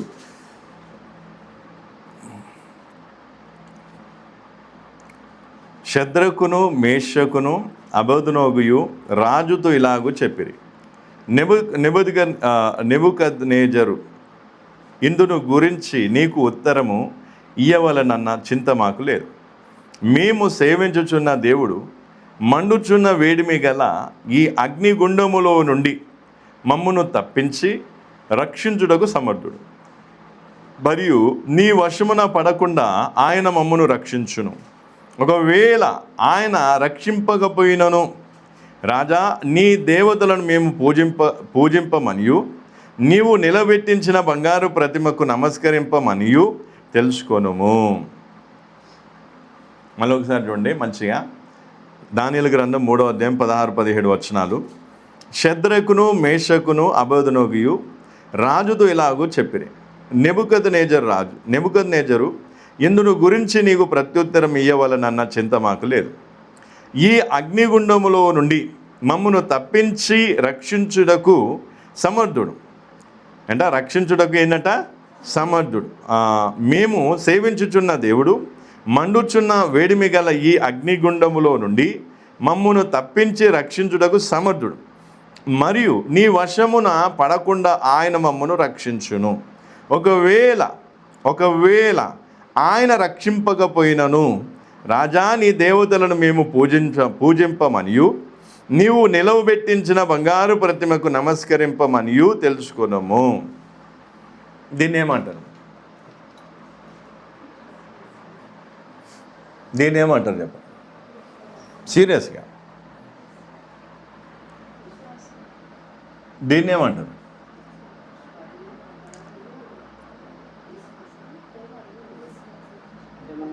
దేవుడు చేస్తాడు అని విశ్వాసం అట్లా కాకుండా దేవుడు చేసినా చేయకుండా నేను దానికి కూడా సిద్ధపడుతానని విశ్వాసం. అదే దేవుడు చేస్తాడు అని మనం ఏదైతే చూస్తున్నామో అది ఏం కాదు, స్వార్థం. అదేంటిది? అట్లా ఉన్నోళ్ళు దేవుడు చేస్తాడు అని మనం ఎదురు చూస్తాం కదా, కొన్ని రోజులు చూసి తర్వాత నిరాశపడిపోయి దేవుని మీద ఏం చేస్తాం? తిరుగుబాటు చేస్తాం. దేవుని మీద ఏం చేస్తాం? తిరగబడి దేవుని మీద. అందుకే యేసుప్రభుని ఎంతమంది వదిలిపెట్టలేదు? చాలామంది వదిలిపెట్టేసారు. ఎందుకు? విశ్వాసం యొక్క డెఫినేషన్ అనేది రాంగ్ వేలో చాలామంది చెప్పడం జరిగింది. అందుకే వాళ్ళు ఏం చేశారు? విశ్వాసమును ఏమనుకున్నారు? నువ్వు నమ్ము లేదా నువ్వు విశ్వసించు, దేవుడు నీకేం చేస్తాడు? నువ్వు అడిగింది దేవుడు నీకు ఇస్తాడు, నువ్వు కోరిన కోరికను దేవుడు నీకు తీరుస్తాడు అని చెప్పేసరికి వాళ్ళు కూడా ఏమన్నారు? అదే విశ్వాసం అనుకున్నారు. అదే విశ్వాసం అంటే ఏంది? మా దేవుడు నీ చేతిలో నుండి రక్షించుటకు సమర్థుడు. రక్షించును, ఏమంట, రక్షించును. ఆయనకు సమర్థమే కాదు, రక్షించగలడు. ఒకవేళ రక్షించకపోయినా సరే నీ దేవతలకు మేమేం చేయము, నమస్కారము పూజించము, నమస్కారము చేయము. అది అంటే విశ్వాసం అంటే ఏంటి? దేవుడు ఏం చేసినా చెయ్యకపోయినా దేవుని యందు విశ్వాసం కలిగి ఉండడమే అసలు సిసలైన విశ్వాసం. అర్థమవుతుందా? దేవుడు చేసినా చెయ్యకపోయినా అసలు సిసలైన విశ్వాసం కలిగి ఉండటమే, అంటే దేవుని యందు విశ్వాసం కలిగి ఉండటమే అసలు సిసలైన విశ్వాసం. పాయింట్ అర్థమైందా? దీంట్లో ఏదైనా అర్థం కాకపోతే వినండి. ఫస్ట్ డెఫినేషన్ అది, తర్వాత రాసుకుందాం. ఇప్పుడు చెప్పండి, ఇది అర్థమైందా కాలేదు? మళ్ళీ ఒకసారి రావాలా? ఫస్ట్ ఇది మంచిగా బుర్రలోకి పోనీయండి, మళ్ళీ సైతానికి చోటు ఇవ్వద్దు. అమ్మా, నీ మనసులో ఏం కోరికుందో దేవుడు చూస్తున్నాడు, దేవుడు నీ కోరికను తీరుస్తాడు, నీ మనోవాంఛను తీరుస్తాడు. నువ్వు నోరు మాత్రం పెద్దగా తెరిచి దేవుని ముందు అని ఉండాలి. దేవుడు అప్పుడు ఏం చేస్తాడు? నీ మూతిని, నోరుని ఏం చేస్తాడు? నింపుతాడు. ఉందిగా వాక్యంలో, నువ్వు బాగుగా తెరువు నీ నోరు నింపుదు అని వాక్యంలో ఉండేది. ఆ వచనం తీసుకుంటారు. నువ్వు పొద్దున్న లేచి కేకలు వేయాలి, ఉపవాసం పెట్టాలి, 3:30కి లేచి 2:30కి లేచి దేవునికి అడుగుతూనే ఉండాలి. నువ్వు 21 రోజులు ఉపవాసం పెట్టాలి, 7 రోజులు ఉపవాసం పెట్టాలి. అడుగు దేవుణ్ణి, ఖచ్చితంగా దేవుడు చేస్తాడు. అంటే వీళ్ళు చేస్తారు, అడిగి లాస్ట్కి ఏమైంది? అట్లాంటి పాస్టరే ఎవరు? ఆ పాస్టర్ విశ్వాసులే వీళ్ళు. అందుకే కుక్కడపల్లి దగ్గర ఏమో ఒక ఆమె చచ్చిపోతే 3 రోజులు ఇంట్లో పెట్టుకొని ప్రార్థన చేశారు. ఒక ఆమె చచ్చిపోతే 3 రోజులు ఇంట్లో పెట్టుకొని, ఏంది విశ్వాసం? ఏంటి విశ్వాసం? లేస్తుంది. బల్లలు గుద్దుకొని ఎగురుకుంటూ కేకలు వేసుకుంటూ ఎంత చేసి ఉంటారో. 3 రోజులు. అరే, ఇంటి చుట్టుపక్కల ఉన్న వాళ్ళందరూ కంప కొడుతుంటే మరి వీళ్ళకేం కొడతలేదు? సెంటులు కొడుతున్నారు ఆమె మీద. చచ్చిపోయిన శవాన్ని కూర్చోబెట్టి ఏం చేస్తారు? పండబెట్టి ఏం చేస్తున్నాం? ప్రార్థన. ఏంటిది విశ్వాసం? ఏం విశ్వాసం? లేస్తుంది. ఎన్ని బైబిల్లో ఉన్న సచ్చిన వాళ్ళు, తిరిగి లేచిన వాళ్ళు అందరి పేర్లు చదివి ఉంటారు వాళ్ళు. అవునా కదా? ఇప్పుడు వాళ్ళ విశ్వాసం ఎట్టుపోయినట్టు లేవలేమే. అంటే ఇప్పుడు ఏంది? వాళ్ళు నిజంగా దేవుని మీద ఇప్పుడు విశ్వాసం చూపగలరా? దేవుడు మోసగాడు, ఇంత వాక్యంలో ఇంట్లో రాసి ఉంది, మేము అడిగితే దేవుడు ఏం చేయలేదు? మా బిడ్డను లేపలేదు, బ్రతికించలేదు.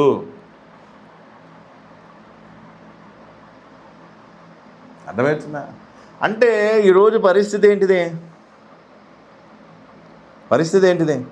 నేను అనుకున్నది దేవుడు చేస్తాడు, అది విశ్వాసం. అది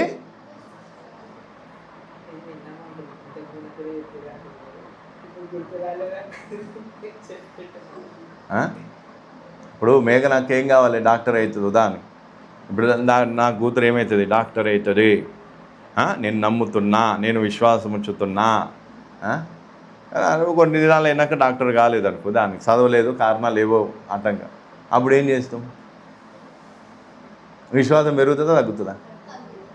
విశ్వాసం చూపగలుగుతావు. ఇంకోసారి నువ్వు మళ్ళీ గట్టిగా అనగలుగుతావా? దేవుడు చేస్తాడు నువ్వు అంటవా? అనవు. నిరాశ వచ్చేస్తుంది, విరక్తి వచ్చేస్తుంది, దేవుడి మీద విశ్వాసం ఉండదు. ఏమంటావు? అరే, నేను దేవుడిని ఎంత ప్రార్థన చేసి ఎంత చేసినా కానీ దేవుడు నాకు ఎందుకు చేయలే? అంటే దేవునికి నేను అంటే ఇష్టం లేదా? లేదా దేవుడు నేను బాగుపడడం దేవునికి ఇష్టం లేదా? లేదా ఫలానా ఎన్ని ఆలోచనలు వస్తుంటాయి. అది కాదు విశ్వాసం. అది విశ్వాసం అంటే ఏంది? అందుకే వాక్యంలో ఏముంది? ఆయన యొద్దకు వచ్చిన వాడు ఏం చేయాలి? ఆయన ఉన్నాడని నమ్మాలి. అదృశ్యమైన దేవుని మీద ఏం కావాలి? ఉన్నాడు అని విశ్వాసం చూపాలి. అంటే దేవుని వ్యక్తిత్వం మీద విశ్వాసం ఉంచాలి. అది విశ్వాసం. దేవుడు ఇచ్చే దాని మీద కాదు చూపేది విశ్వాసం. అసలైన విశ్వాసం ఎక్కడ? దేవుని మీద. అంటే నాకు కంటికి దేవుడు కనిపిస్తలేడు, కానీ దేవుడు ఉన్నాడు అని నేను నమ్ముతున్నా అని అదే విశ్వాసం. దేవుడు ఉన్నాడు, తర్వాత దేవుడు నచ్చితే చేస్తాడు, లేకపోతే ఆయన ఇష్టం. నేను ఎవరిని దేవునికి చెప్పడానికి? నాకు ఏది మేలో ఎవరికి తెలుసు? నాకు ఏది మేలుకరమో ఎవరికి తెలుసు? చేయకపోయినా నాకు మేలే, చేసినా మేలే. డిసిషన్ నాది కాదు, నిర్ణయం నాది. ఎవరిది? దేవుంది. సమయం కూడా ఎవరిది? దేవుంది. ప్లాన్ కూడా ఎవరిది? బేఫిగర్గా బతకొచ్చు. ఈ చెత్తా చెదర మనసులో పెట్టుకొని రాత్రుల్లో నిద్రలు పాడు చేసుకునేది ఎవరు? విశ్వాసం లేని వాళ్ళు. విశ్వాసం ఉన్నవాళ్ళు ఏం చేస్తారు?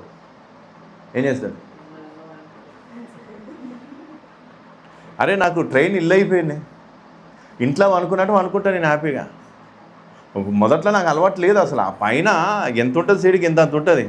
నేను ఎంత పొడుగుకున్నా ఆ బెడ్ కాలు సీదా సాపితే కాలు బయటికి వెళ్ళిపోతుంది, నా ఈ మడిమ అనేది బయటకు వస్తుంది. అయినా కూడా నేను ముడుచుకొని ఏం చేసుకుంటా, అలాంటి అడ్జస్ట్ అయిపోయి. ఎందుకు అంటే అట్లా మనం ఏం చేసుకోవాలి, మనల్ని మనం ఏం కావాలి, దేవుని యొక్క ఆలోచనకు మనల్ని మనం ఏం చేసుకోవాలి, అడ్జస్ట్ చేసుకోవాలి. అంటే మనం దానికి సబ్మిట్ చేసుకోవాలి, సమర్పించుకోవాలి. ప్రభువా నేను ఈ విధంగా ఇన్ని గంటలు ట్రైన్లో ప్రయాణం చేయడం అంటే అది దేవుని ప్లాన్. ఒకవేళ దేవుని చిత్తం కాకపోతే దేవుడు ఎప్పుడో ఆపేసి, వద్దు బిడ్డ నువ్వు పోకు. దేవుడు ఆపేసి ఈరోజు నేను ఆగిపోతా, వచ్చే వారం వస్తాను గ్యారంటీ లేదు, నేను మానేస్తా. దేవుడు నన్ను రావద్దు అంటుంటే మానేస్తా, గతం. ఎవరేం చేయగలుగుతారు? సరే మీకు వేరే మార్గం చూపిస్తా, ఇంకా వాళ్ళు వీళ్ళు ఎవరో ఉన్నారు, వాళ్ళు వీళ్ళు బతిమలాడి మీకు వాళ్ళని అప్పగిస్తా, అంతే. లేదు దేవుడు లేదు ప్రభువా వాళ్ళు నన్ను నమ్ముకున్నారు. నన్నేడ నమ్ముకున్నారు? నిన్ను నమ్ముకున్నారు, దేవుడు నమ్ముకున్నారు. ఈరోజు నేను పోతే ఎవరిని నమ్ముకుంటారు? దేవుడు నమ్ముకునే కదా. లేదు మా పాస్టర్ చచ్చిపోయిందని మేము కూడా చచ్చిపోతాం అంటారా? అంటారా ఎవరన్నా? బతికిన రోజులు ఏమంటే పాస్టర్ మీకోసం మేము ప్రాణాలు ఇస్తాము అంటారు. చచ్చిపోయినాక ఇంత పిడికెడు మట్టి వేయడానికి కూడా టైం ఉండదండి. ఎంతమంది వస్తారు రారో కూడా గ్యారెంటీ లేదు నా సమాధికి. నేనేం చూడను, నాకేం అవసరం లేదు. రాకపోయి నేను అనాథగా పాతి పెట్టబడటమే నాకు ఇంకా సంతోషం. పౌలునేమన్నా విశ్వాసుల దగ్గరుండి పాతి పెట్టిరా? ఇంకా బాప్టిజం ఇచ్చి యోహాన్ కన్నా అవకాశం దొరికింది. శిశువులు పోయి ఏం చేశారు? ఆ మొండెమును తీసుకుపోయి ఏం చేశారు? సమాధి చేశారు. కానీ పౌలుకి ఏమైనా చేసిరా? పేదరికే వాళ్ళు ఏమైపోయాను, తల నరికేషన్ తీసుకుపోయి ఎడబడేసారు, ఏ గుంతలో పాతి పెట్టారు. ఎందుకంటే అప్పుడు ఏం లేదు, విశ్వాసులు ఏం దగ్గర లేరు వాళ్ళు. అంటే ఎలాంటిదైనా సరే, ఇట్లాగైనా కావచ్చు అట్లాగైనా కావచ్చు. అందుకే ఈరోజు అర్థం చేసుకోవాల్సిన విషయం ఏంటిది? ఏం అర్థం చేసుకోవాలి? విశ్వాసం రక్షించినా రక్షించకపోయినా నేను దేవునే నమ్ముకుంటా, దేవుని అందే విశ్వాసం ఉంచుతా. అర్థమైందా? ఇచ్చినా ఇవ్వకపోయినా, ఇచ్చినా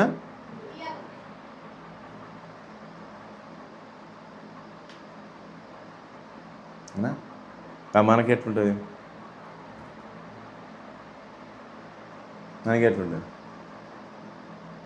చెప్పాలా? ఎట్లుంటుంది? బ్రేక్ తీసుకో, ఒక 10 నిమిషాలు కొంచెం వేడెక్కినట్టుంది పాపం. తల కడుక్కుంటాను, చల్లబడతాడు. ఇక్కడ కూడా హీట్ ఎక్కువ ఉంది. చెప్పండి. ఇచ్చినా జరిగినా ఈడ కూర్చొని అన్నాడు కష్టం, ఈజీయే. తర్వాత మీటింగ్ అయిపోయినాక అప్పుడు గజిబిజి అవుతుంది. అట్లా ఎట్లుంటుంది? దేవుడు ఆ మాత్రం చేయడా? దేవునికి సర్వం సాధ్యం కదా. ఈ చిన్న పని చేయనికి ఏమైంది? నేను ఎక్కువ ఏమైనా కోరికలు కోరుతున్నానా? నేను అన్నేళ్ళ నుంచి ఏమన్నా అడిగానా దేవుణ్ణి? ఈ ఒక్కటే కదా అడిగింది, ఈ ఒక్కటి దేవుడు చెయ్యడా? దేవుడు ఆ మాత్రం చేయలేడా? నేనంటే దేవునికి ఆ మాత్రం ప్రేమ లేదా? ఎన్ని మాటలు వస్తాయి అనుకో. ముఖం వికారంగా పెట్టుకొని ప్రార్థన కూడా చేసేటప్పుడు ఒక పెట్టుకొని ఏం చేస్తావు? ఈ యాక్టింగ్ చూడాలి అది. అందుకే వీళ్ళు ఏం చేయాలి, వాళ్ళకి తెలియకుండా వాళ్ళు కూర్చునే చోట ముందు కెమెరా పెట్టాలి. అంటే ఇట్లా చిన్న సీసీ కెమెరా పెట్టాలి, పెట్టేసి వాళ్ళు కూర్చుంటారు. ఇక అప్పుడు ప్రార్థన చేసిన వాళ్ళ ఫేస్ ఎక్స్ప్రెషన్ చూడాలి. అప్పుడు అవార్డు ఇవ్వచ్చు. ముఖమంతా ఇట్లా పెట్టి ఇట్లా అనుకుంటూ ఇక వాళ్ళ కోపం వచ్చినప్పుడు ఒక రకంగా ముఖము, ఈ దుఃఖం వచ్చినప్పుడు ఒక రకంగా, రకరకాల ఎక్స్ప్రెషన్. అర్థమవుతుందా? అందుకే ఇప్పుడు ఏం చేయాలి చెప్పండి? వెయిట్ చేయాలి. వెయిట్ చేసేటప్పుడు ఏం కావాలి? వెయిట్ చేయడానికి ఏం కావాలి? విశ్వాసం బిల్డప్ కావాలి. అంటే వెయిట్ చేయడానికి విశ్వాసం నీకు కొదువుగా ఉంటే దాన్ని బిల్డప్ చేసుకోవాలి, దాన్ని కట్టుకోవాలి. దేని కట్టుకోవాలి? మనం దేని కట్టుకోనికున్నాం?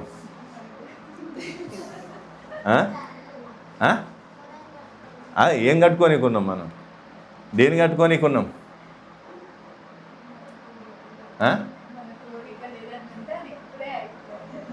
మనం దేని కట్టుకుంటున్నాం?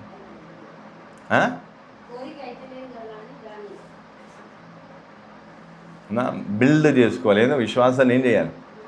బిల్డ్ చేసుకోవాలి. అంటే ప్రతిదినం ఏం కావాలి? పెంచుకోవాలి. అంటే నేను వెయిట్ చేసి ఏమీ లేదు. ఇప్పుడు ఉదాహరణకి ఈరోజు దేవుడు ఒక మాట చెప్పినాడు. ఆ మాట మేరకు ఏం కాలేదు. వారం తర్వాత ఆలోచనలు మారుతుంటాయి. అప్పుడు ఏం చేయాలి? అంటే నాకేం లేదు, ఆ దేవుడు చెప్పిన మాట మేరకు విశ్వాసంలో ఉండే అంత ఏం లేదు, అంత విశ్వాసం లేదు. అంటే విశ్వాస కొదువు ఉంది కాబట్టి ఇప్పుడు నేను దాన్ని బిల్డ్ చేసుకోవాలి. విశ్వాసములో బలపడిన కొద్దీ మనలో ఏముండదు? నిరాశ రాదు, కలవరం ఉండదు, భయం ఉండదు, చింత ఉండదు. ఇవన్నీ వస్తున్నాయంటే అర్థం ఏంటిది? ఇవన్నీ వస్తున్నాయంటే అర్థం ఏంటిది?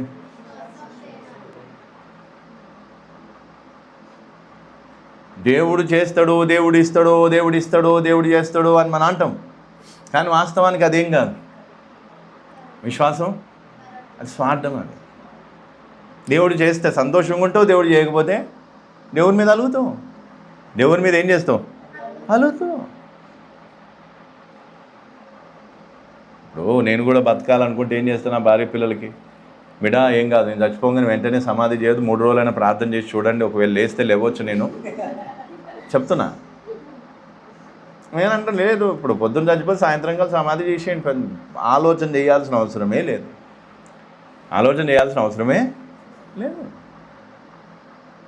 ఎందుకంటే అది యాక్సెప్ట్ చేయాలి మనం. విశ్వాసం అంటే ఏంది? బతికిన విశ్వాసమే, సచ్చిన విశ్వాసమే. బతకడం కోసం కూడా ఏం కావాలి? విశ్వాసమే. సావడం కోసం కూడా ఏం కావాలి? విశ్వాసమే. అయ్యా నేను బ్రతికినా స్తోత్రమే, సచ్చినా స్తోత్రమే, జరిగిన స్తోత్రమే, జరగకపోయినా స్తోత్రమే. ఇది విశ్వాసం. అందుకే బ్రతుకుట క్రీస్తే, చావైతే అది విశ్వాసం. మనకెట్లుంటుంది? మనకేం కావాలి? అనుకున్నది దేవుడి ముందు ఏం కావాలి? జరగాలి. అందుకే ఈ పాస్టరు ఏం కాలేదు,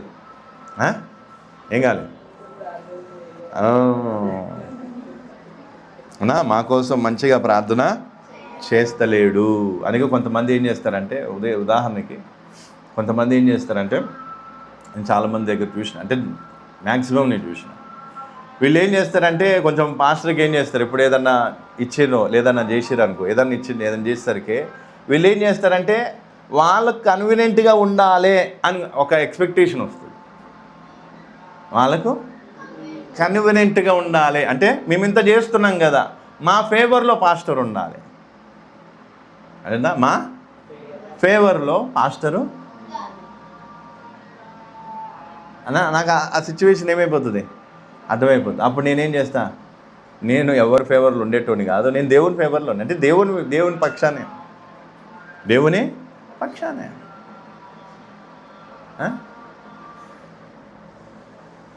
అర్థమవుతున్నా? ఫేవర్. అందుకే నేను ఏమంటాను, నెమ్మది ఇప్పుడు ఆ కుగ్గడిపల్లి వాళ్ళు కూడా ఏం చేసింది, ఆమె ఏం చేసింది, ఆయనకు రోజు ఫోన్ చేసి ప్రార్థన, పొద్దున సాయంత్రం ఫోన్ చేసి ప్రార్థన చేయాలంటాను.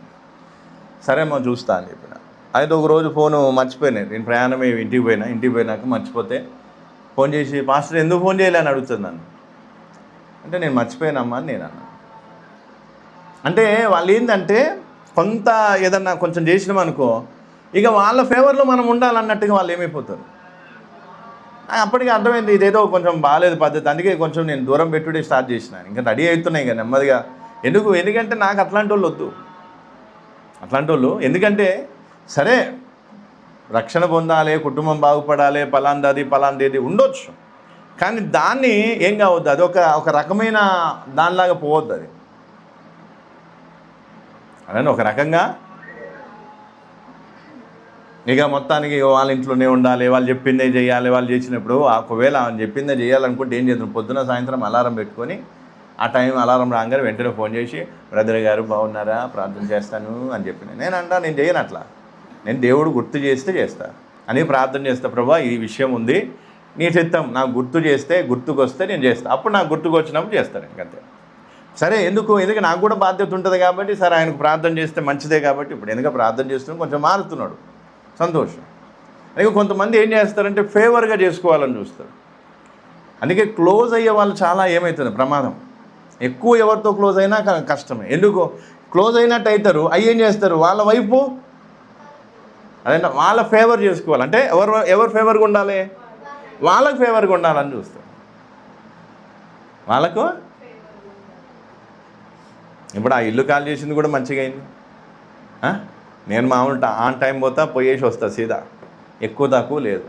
నేను సీదా చెప్పాను. మొన్న అంతకుముందు కూడా మీరు సీదా మాట్లాడి రమ్మంటారా వద్దంటారా, సీదా ఒకటే మాట. లేదు అమ్మ వాళ్ళు మానేస్తే ఎట్లా అది ఇదన్నా ఏమైనా కానీ నేను భరించుకుంటా. నాకు దేవుడు ఉన్నాడు. నేను ఒక్కసారి తెగించానంటే అస్సలే ఇంకా ఎవరిని లెక్క చేయను. ఏంటంటే దేవుని ప్రేమను బట్టి భరిస్తాం అంతే. అంతేగాని ఓవర్గా మితిమీరిపోయి నెత్తినెక్కుతామంటే మనం ఎవరిని లెక్క చేయని సవాలే లేదు. ఎవరైనా సరే. ఆమె ఎన్నో చెప్పింది నాకు, నేనేది చేయలే ఇంతవరకు, ఏదీ చేయలే. నీ గైడెన్స్లో నేనున్నానంటే సవాలే లేదు. తర్వాత ఇప్పుడు మాటకెట్టు పాస్టర్ నువ్వు చెప్పినట్టు నేను చెప్పినట్టు చేయడు, పరిశుద్ధాత్మ చెప్పినట్టు చేస్తాడు అంటే సరే రైట్, అది బాగుంది కథ. అది రావాలంటే ఏం చేయాలి, స్ట్రిక్ట్గా అలా ఆయనకు చెప్తుంది. ఏమని, పాస్టర్ నువ్వు నేను చెప్పినట్టు చేయడు, ఎవరు చెప్పినట్టు, పరిశుద్ధాత్మ చెప్పినట్టే చేస్తాడని చెప్పినాను. కరెక్ట్. ఆ జ్ఞానం నీకు రావటం కోసమే నేనేం చేయాల్సి వచ్చింది, కఠినంగా సవాలే లేదు.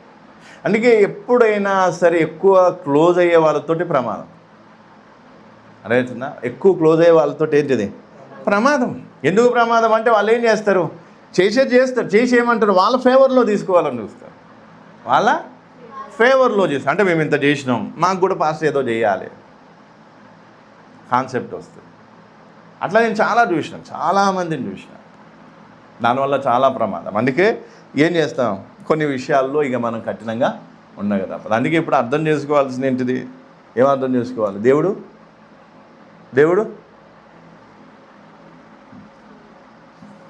చెప్పాలి. దేవుడు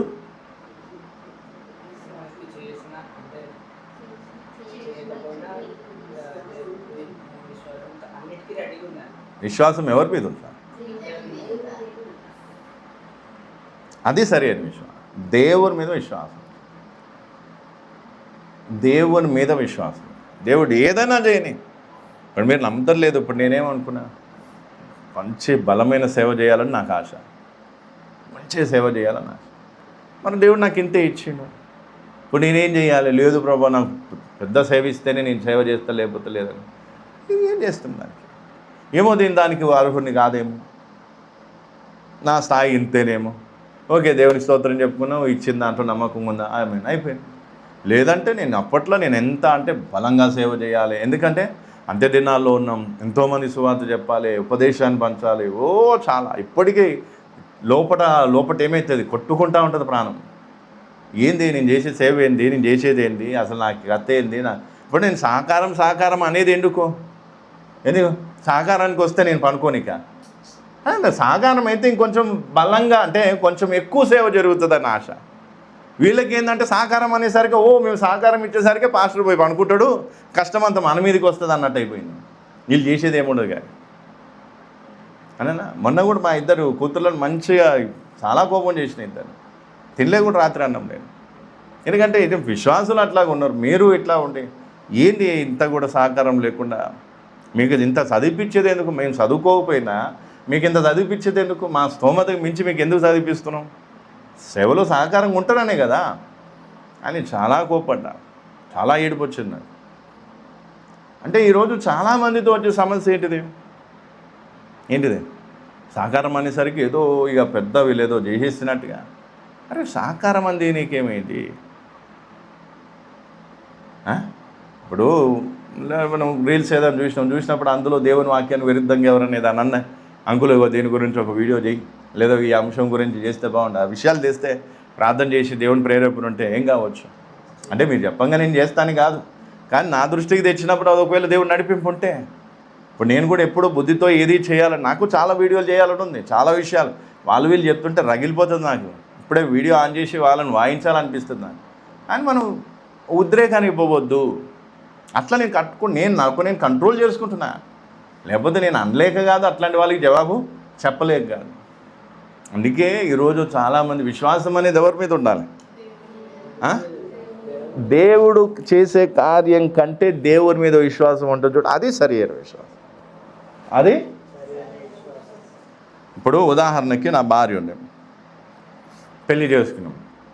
పెళ్లి చేసుకున్న తర్వాత కొన్ని రోజులకే మేము ఎటు వెళ్ళిపోయినాం, భూపాలకి వెళ్ళిపోయినాం. ఇప్పుడు ఆమె నాకు అన్నం పెడతాడా పెట్టడా, నాకు బట్టలు ఇప్పిస్తాడా ఇప్పిడా, నన్ను ఇంట్లో పెడతాడా, నన్ను ఆడబెడతాడు ఈడబెడతాడు నన్ను ఆలోచన చేసిందా, లేదా నన్ను నమ్మి నాతో వచ్చిందా? నమ్మకం నా మీద ఉంది కాబట్టి మిగతావన్నీ నేను చేయగలిగిన. ఆడికి తీసుకుపోయి నన్నేం పోషిస్తాడు అని ఆమె రాకపోతే అంటే ఎవరి మీద నమ్మకం లేదు. అర్థమవుతుందా? నా మీద నమ్మకం లేదు. నమ్మకం లేకపోయేసరికి ఏమవుతుంది, నాతోటి రాలేదు. ఎవరు పోతారు ఈరోజు? ఎవరు పోతారు? నుంచి వీడికి మార్కెట్కి పోయి వద్దామంటేనే మనం ఏం చేస్తాం, వెనక ముందు 10 సార్లు. అదే రాష్ట్రం కానీ రాష్ట్రంలో ఆ రోజుల్లో ఇంకా ఏం లేవు, ఫోన్లు కూడా లేని పరిస్థితి. మొబైల్ ఫోన్స్లో ఆ రోజుల్లో లేవు. పెళ్ళి అయిపోయినాక మా టీన పుట్టినాక ఇంత మోటరోలాది ఇంత ఫోన్ తీసుకుని చిన్నది ఇంతదే ఫస్ట్ టైం. అంటే నేను చెప్తున్నా, ఏమీ లేని సందర్భంలో కూడా ఎవరిని నమ్మి వచ్చింది అంటే వ్యక్తిని నమ్మి వచ్చింది. అప్పుడు నేనేం చేసిన, నాకు చేతనైనంత వరకు ఆమెను నేను చూసుకోగలిగాను. 2-3 రోజులు ఏముండేవి కావు, నీళ్ళే తాగేది, కుండలో నీళ్ళు తాగేసి చేసేది. అయినా కూడా ఎప్పుడు ఫిన్ని పాస్లో ఫోన్ చేసి మాకు పైసలు లేవు పైసలు అంటాం, మాకు ఇది లేదు పైసలు ఇవ్వని అడగలే మేము. ఎందుకు అంత నిష్టగా ఉండేది? కాళ్ళన్నీ ఈడ్చుకు వచ్చాయి, కాళ్ళన్నీ ఈడ్చుకు, కడుపంతా లోపలికి వెళ్ళిపోయేది. ఎందుకు? 2-3 రోజులు ఏం లేదు, అన్నం ఏమీ లేదు. ఫీల్డ్ వర్క్ చేసినాం. తర్వాత వాళ్ళు మళ్ళీ సలహా ఇస్తే దేవుని ప్రేరేపణ బట్టి మళ్ళీ ఇక్కడికి వచ్చినా కూడా ఇంకా చాలా కష్టపడ్డాం.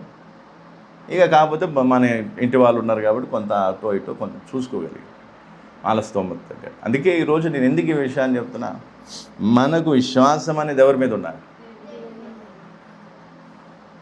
అర్థమైంది? అందుకే అక్కడ విశ్వాసం అనేది చూడండి. అందుకే ఇక్కడ సారాయి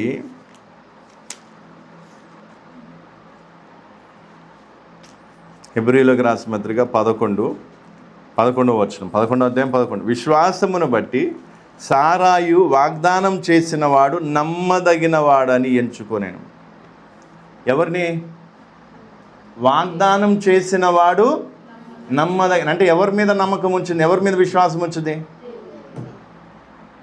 అది సరి అయిన విశ్వాసం. ఇప్పుడు శద్రక్ మేషక్ అబేద్నెగో మీద కూడా వాళ్ళు ఎవరి మీద విశ్వాసం ఉంచారు? మా దేవుడు మమ్మల్ని రక్షించగలడు, ఆయన సామర్థ్యం మాకు తెలుసు. కానీ ఒకవేళ రక్షించకపోయినా మేము ఆయననే నమ్ముకుంటాం, కానీ నీ దేవతలకు మాత్రం మేము సాగిలో పడం. అది విశ్వాసం. అదే నా సామెత ఒకటి ఉంటుంది, మా అమ్మమ్మ ఎప్పుడు అనేది, పెడితే పెళ్ళి పెట్టకపోతే సాగు పాట పాడుతుంది, గట్లుంటుంది సామెత. అట్లనే ఉన్నారు కొంతమంది. ఎట్లుంటుంది, దేవుడు ఏమైనా చేసిండు అనుకో పెళ్లి పాట పాడతారు, పిప్పి పిప్పి.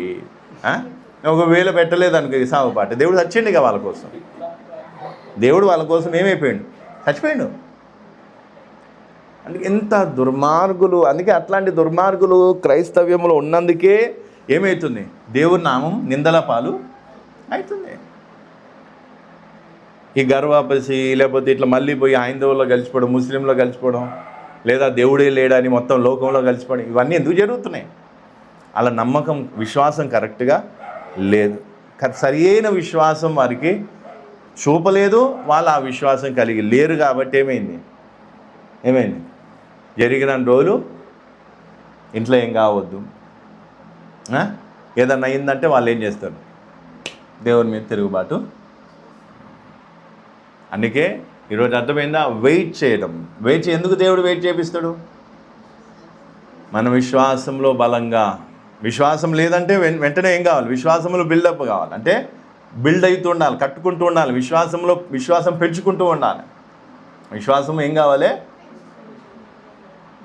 నాకెందుకు నిరాశ వస్తుంది అంటే ఈ విషయంలో నాకు ఎంత విశ్వాసం ఉండాలో. కాబట్టి ఇప్పుడు నేనేం చేయాలి,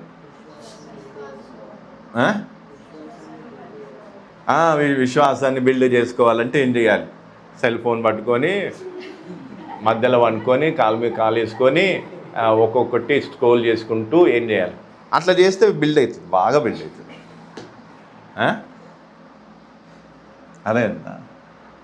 ఇప్పుడు విశ్వాసంలో చాలామంది వీక్ అయిపోవడం కారణం కూడా ఏంటిది? ఇదే. ఎందుకంటే నువ్వు వాక్యం వినాల్సిన టైం అంతా దేంట్లో పోతుంది? ఏమంటే నేను ఉట్టి ఏం చూస్తలేను, నేను ఉట్టి చూస్తలేను, నేను అక్కడికి వచ్చినయే చూస్తున్నా. నీకేం తెలుసు రీల్స్ అంటే? నీకేం తెలుసు ఇన్స్టాగ్రామ్ అంటే? నీకేం తెలుసు అయినా? మీరు నమ్ముతలేదు. అక్కడ ఎక్కడో ఏదో భూకంపం వస్తే ఒక షాట్లో చూసేసరికి 100 షాట్లో నీకు న్యూస్ అంటే పనికొచ్చేటి ఎన్ని ఉంటాయో 10 ఉంటాయి. 90 వేస్టే. 90 వేస్టే. నువ్వు చూసింది 10. ఆ 10లో ఈ 90కి ఎంత టైం వేస్ట్ అయింది చెప్పు? మనం ఏం చేస్తాం? లేదు నేను అది చూస్తున్నా, నేను ఇది చూస్తున్నా అని చెప్పి ఏం చేస్తాం? ఇన్స్టాగ్రామ్లో కాకపోతే ఫేస్బుక్లో కాకపోతే ఏంట్లా యూట్యూబ్లో ఏదో ఒకటి రీల్ చూడాలి. రీల్ చూస్తేనే వీళ్ళకి ఏమవుతుంది? మరి విశ్వాసంలో ఎట్లా బిల్డ్ అవుతాము? అవుతామా? సైతాన్ కూడా కోరేది అదే. నువ్వేం చేస్తావంటే నువ్వేం చెయ్యి, నీ విశ్వాసాన్ని బిల్డ్ చేసుకోకు. నువ్వేం చెయ్యి, ఫోన్ పట్టుకొని కూర్చొని మంచిగా చూస్తూ ఉండు రీల్స్. నీకు అదే మంచిది అని చెప్పి ఏం చేస్తుంది సైతాన్? ఇక వాక్యం వినాలని ఏముండదు. వాక్యం వినాలి వద్దా? వాక్యం ఉందా లేదా? బోలెడంత వాక్యం ఉంది విని నేర్చుకోవడానికి, బోలెడంత వాక్యం. ఇప్పటికీ నేను దేవుని ముందు ప్రార్థన రోజంతా కూర్చొని వాక్యం చదివినా తక్కువే. ఎంత ఉంది వాక్యం నేర్చుకోవడానికి. అలానే ఒక్కోసారి కొన్ని విషయాలు గుర్తు చేసుకుంటే నాకు ఆశ్చర్యం అనిపిస్తుంది. అరే ఇన్నేళ్ళ నుంచి ఈ విషయాలు తెలిసి కూడా ఆ ప్రశ్న అప్పుడు రాలేదు, ఇప్పుడు వచ్చింది. అలా చాలా విషయాలు. అందుకే ఇప్పుడు అర్థం చేసుకోవాల్సిన ఏంటిది చెప్పాలా? ఎవరి మీద విశ్వాసం? ఇప్పుడు దేవుని మీద విశ్వాసం చూపలేనప్పుడు ఏం చేయాలి? దేవుని మీద విశ్వాసం ఉందా లేదా అనేది ఎట్లా తెలుస్తుంది? నీకు వచ్చే నిరాశను బట్టి, నీకు వచ్చే చింతను బట్టి, నీకు వచ్చే కలవరాన్ని బట్టి, నీకు వచ్చే భయాన్ని బట్టి,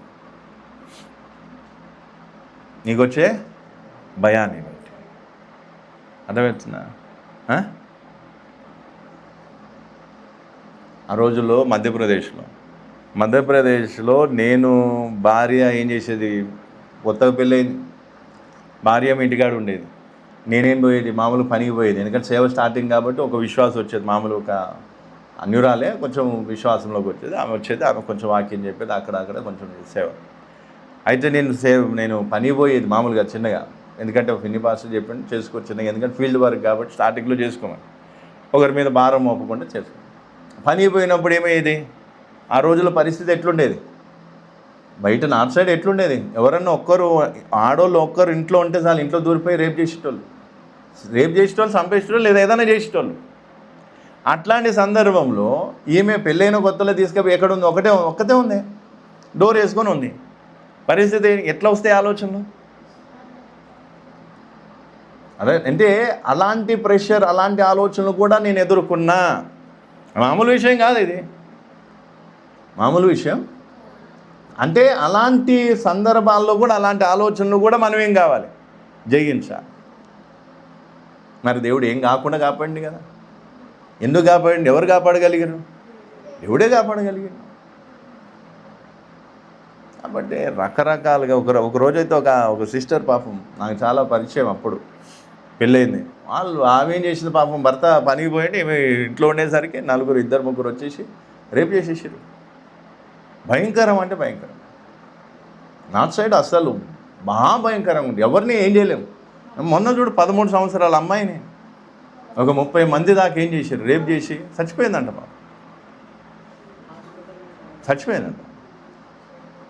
చచ్చిపోయిందనే మన సిస్టర్ చెప్పింది, చచ్చిపోయిందంట. అంటే చూడండి ఎంత భయంకరం చెప్పండి. అంటే ఇలాంటి ప్రతికూల పరిస్థితుల్లో కూడా మనం ఏం కావాలి? ధైర్యంగా ఉండేదే విశ్వాసం. ఇప్పుడు మనకెట్లుంటుంది? ప్రతి చిన్నదానికి మనం ఏమైపోతుంటాం? భయపడిపోతూ ఉంటాం, కలవరపడిపోతూ ఉంటాం, ఇది చేస్తూ ఉంటాం, అది చేస్తూ ఉంటాం. అప్పుడు ఎంతమంది ఉండే? ఒకటే భార్య, ఇప్పుడు ఇద్దరు పిల్లలు ఓ భార్య, ముగ్గురు ఆడవాళ్ళు ఉన్నారు. ఇప్పుడు ఏం జరిగినా జరగవచ్చు. అయినా కూడా ఏమవుతుంది?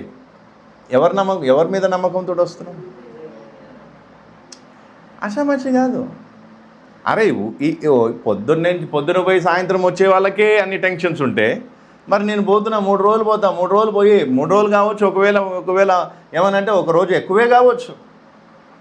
పోయినసారి కూడా వేరే ఆయన మాట్లాడి ఒక రోజు ఎక్కువ ఉంటే ఏదో ఆటో తీసుకోవాలి, అది ఏదన్నా ఒక రోజు ఎక్కువ ఉంటే బాగుండు అది ఇదని నేను సపోర్ట్ చేయలే, వెళ్ళిపోయిన సీదా. ఎందుకంటే అది అయ్యేది కాదని తెలుసు.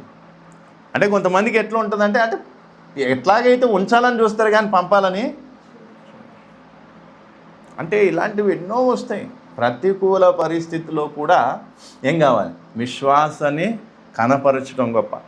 అందుకే విశ్వాసం లోపం ఉంది అన్నప్పుడు ఏం చేయాలి? వాక్యం వినాలి. వాస్తవానికి అయితే నేను హిందీలో ఏం కావాలి? వాక్యం చెప్పడానికి ఎటు పోయినా, నార్త్ సైడ్ సేవ చేయడానికి పోయినా. నేను తెలుగు రాష్ట్రాల్లో సేవ చేయడానికి నేను సమర్పణ చేసుకోలే, నార్త్ సైడ్ సేవ చేయడానికి సమర్పణ చేసుకున్నా. మళ్ళీ ఎందుకు ఇక్కడికి వచ్చినా? తెలుగులో అంటే నాకు తెలిసిన భాషలో తెలుగులో ఈ వాక్యం అందించాలనే ఉద్దేశంతో పాస్టర్ చెప్పిన మాటను బట్టి ప్రార్థన చేసుకుని దేవుని ప్రేరణ బట్టి ఇక్కడికి వచ్చిన. అంటే ఇక్కడ తెలుగు వాళ్ళకు తెలుగులో వాళ్ళ భాషలో అర్థమయ్యేటట్టుగా ఈ వాక్యం చెప్పాలనే ఉద్దేశంతో వచ్చినాం ఇక్కడికి. అర్థమైంది? అందుకే ఈరోజు అర్థం చేసుకోవాల్సింది ఏంటిది? ఏం కావాలి? విశ్వాసం ఎవరి మీద ఉండాలి? ఉందా మరి దేవుని మీద విశ్వాసం? ఎవరి మీద విశ్వాసం ఉన్న వాళ్ళు ఏం చేస్తారు? జరిగినా మనకి ఎట్లుంది? ఇప్పుడు మీరు చెప్పిన వాళ్ళు చూసుకోండి, ఇక మీ విశ్వాసం ఏందో చూసుకోండి. చేస్తాడు దేవుడు, చేస్తాడు ఎప్పటికైనా దేవుడు చేస్తాడు. సమయం వస్తుంది, దేవుడు చేస్తాడు. చేయకపోతే అంటే దేవుడు కాదా? అంటే దేవుడు చేస్తాడనే దాని మీదే నీకుంది, కానీ దేవుడి మీద విశ్వాసం సరైన విశ్వాసం కాదు. దేవుడు చేయని చేయని ఆయన ఇష్టం. నేనెవరిని అడగటానికి? ఆయనకు హక్కు ఉంది నా మీద. ఏమైనా చేయవచ్చు నా జీవితంలో. ఆయనకి ఏమైనా నా జీవితంలో, నా కుటుంబంలో ఏమైనా చేసే అధికారం ఆయనకు ఉంది. నేను ఇచ్చేసిన అధికారం చేసుకొని ఏం చేసుకుంటా? చేయాలనుకుంటే చేస్తాడు, చేయకపోతే మానేస్తాడు. ఆయన ఇష్టం. మధ్యలో నా ఇష్టాన్ని దూర్చుడు ఎందుకు? అట్లా ఉన్నావు అనుకో, బేఫికర్. టెన్షన్ ఉంటుందా? చెప్పాలా? కానీ మన టెన్షన్ అంతా ఏంటిది? దేవుడు చేస్తాడు, ఎప్పుడు చేస్తాడు. హల్లెలూయా. రొట్టెలు చేసుకుంటూ కూడా అప్పుడు చేస్తాడు దేవుడు, ఎప్పుడు చేస్తాడు. హల్లెలూయా. అది మాడిపోతా ఉంటే మళ్ళీ తీసి హల్లెలూయా ప్రభు, ఎప్పుడు చేస్తావు? నువ్వు చేసే కార్యం ఎప్పుడు చూస్తా. ఇదే ఆలోచన పెట్టుకొని ఏం చేస్తాం? నిరాశ వస్తుందా లేదా? దెయ్యానికి చోటు దొరకదా? పక్కా సైతాన్ వచ్చి కూర్చుంటుంది. కానీ కొంచెం దానికి కూడా తెలుసు నీలో విశ్వాసం లేదని. నువ్వు దేవుడిని నమ్ముతలేవు.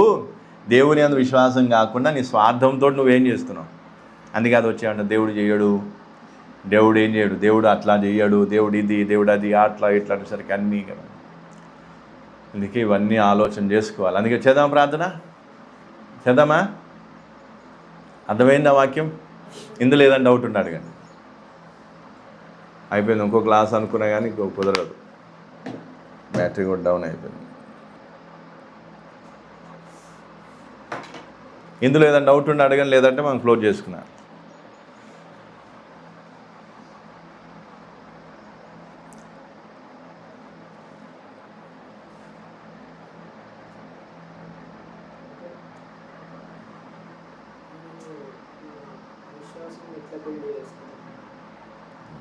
రీల్స్ చూసి ఇంత మంచిగా చెప్పిన ఇందాకనే నీకు.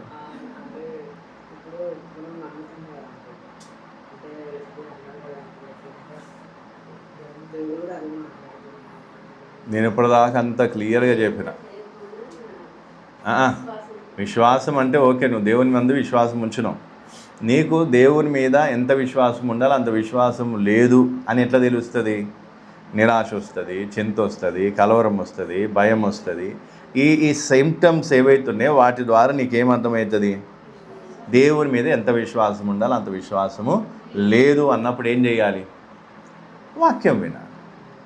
ఏం కావాలి? వాక్యం చదవాలి, వాక్యం వినాలి, వాక్యం మీద దృష్టి పెడితే ఆ వాక్యం ద్వారా నీలో విశ్వాసం ఏమవుతుంది? రీల్స్ ఎందుకు చూస్తున్నాం? వాక్యం వినే టైంలో ఏం చేస్తాం? రీల్స్ చూస్తాం. రీల్స్ చూడటం వల్ల ఏమవుతుంది? టైం వేస్ట్ అవుతుంది, నీ విశ్వాసము బిల్డ్ కాదు, నువ్వు దేవుని మీద విశ్వాసం ఉంచు, నెమ్మదిగా విశ్వాసం నుండి తొలగిపోతుంది. నేను దాదాపు 15 నిమిషాలు 20 నిమిషాలు అదే నేను క్లియర్గా చెప్పిన. మరి ఆబ్సెంట్ అయిందేమో, ఎటన్నా పోయిందేమో.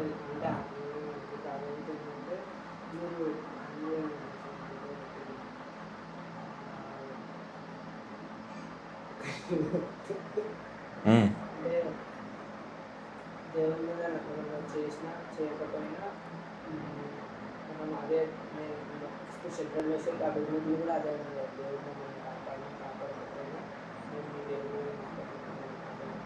ఆ విశ్వాసం కలిగి ఉంటాము. అయితే అట్లా ఉండడం అనుకోవడం ఈజీ అనుకోండి, కానీ అంత ఆ లెవెల్లో విశ్వాసం కలిగి ఉండడం వేరే. అంటే అది మనం ఆ లెవెల్ వరకు ఎట్లా మనం చేసుకోగలుగుతాం. నేను చెప్పింది అదే. నీకు మళ్ళీ ముక్కు ఇదంతా తిప్పి మళ్ళీ ఇదే వస్తున్నాం. నేను చెప్పేది ఏంటి అంటే అనుకోవడం కాదు, అనుకోవడము లేకపోతే అట్లా ఉండటం కష్టము కాదు. నీకు దేవుని మీద విశ్వాసం కలగాలి, దేవుని మీద విశ్వాసం ఉండాలి. దేవుడు ఇది చేస్తాడు అది చేస్తాడు అనేది కాదు, దేవుని మీద విశ్వాసం ఉండాలి. దేవుని మీద విశ్వాసం కలగాలంటే ఏం చేయాలి? వాక్యం వినాలి, వాక్యం నేర్చుకోవాలి. వాక్యం విన్నా కొద్దీ, వాక్యం నేర్చుకున్నా కొద్దీ నీకు దేవుని మీద ఏమవుతుంది? విశ్వాసం పెరుగుతుంది. అప్పుడు నువ్వేం చేస్తావు? దేవుడు చేసినా చేయకపోయినా దేవుని స్తోత్రం చెప్తావు, దేవుని మీద విశ్వాసం కలిగి ఉంటావు. సచ్చేంత వరకు దేవుని విడిచిపెట్టే ప్రసక్తి రాదు. ఈరోజు ఏముంది? ఇప్పుడు మీరైనా సరే ఎప్పుడు దేవుని వదిలేస్తారో గ్యారంటీ లేదు.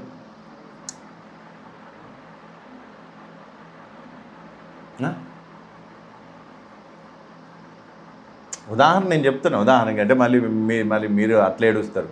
ఇప్పుడు నేను ఏమైనా వస్తున్నాను అనుకో, నాకు పెళ్ళయింది, పెళ్ళైన వారానికి నా భార్య చచ్చిపోయింది, నమ్ముతానా దేవుని?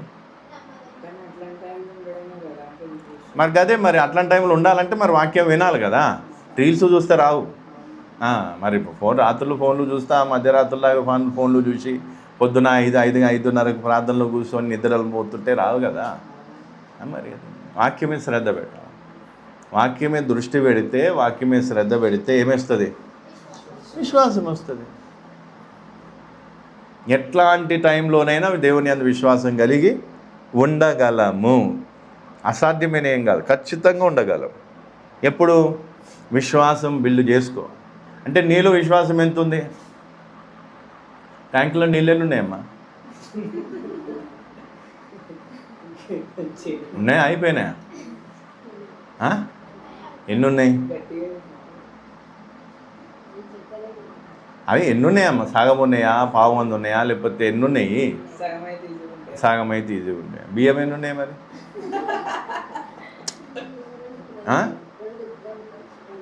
2-3 కిలోలు ఉన్నాయి. చూసా, లెక్క తెలిసిందా లేదా? అంటే మరి విశ్వాసం ఎంత ఉంది నీకు?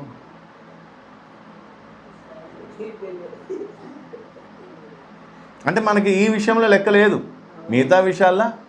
పోనీ అల్మార్లో పైసలు ఎన్ని పెట్టినావు? చెప్పకు ఎందుకంటే మళ్ళీ ఇన్ని పైసలు ఉంటాయని మళ్ళీ మాకు పెద్ద బాధ.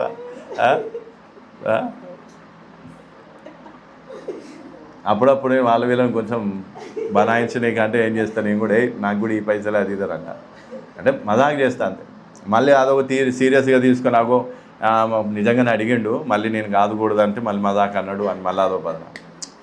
అట్లా అవసరం లేదు, ఒక్కరిది ఆశించొద్దని నా దేవుడు చెప్పిండు. ఎగ్గరైనా బంగారు బిస్కెట్లు ఉన్నా నాకు అవసరం లేదు. బంగారు బిస్కెట్లు దాచుకొని దానికి పాలిష్ చేసుకొని రోజు గీక్కొని నీళ్ళలో కలుపుకొని నువ్వు తాగినా నాకేం బాధ లేదు.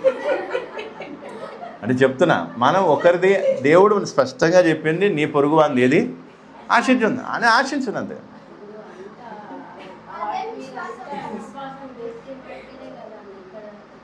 ఏది అంటే ఇంకా నాకెంతో కావాలి విశ్వాసం, ఏడుంది కానీ చెప్తున్నా. అంటే నేను చాలా తక్కువ విశ్వాసం, నాకు కూడా చాలా కావాలి విశ్వాసం, చాలా కావాలి విశ్వాసం.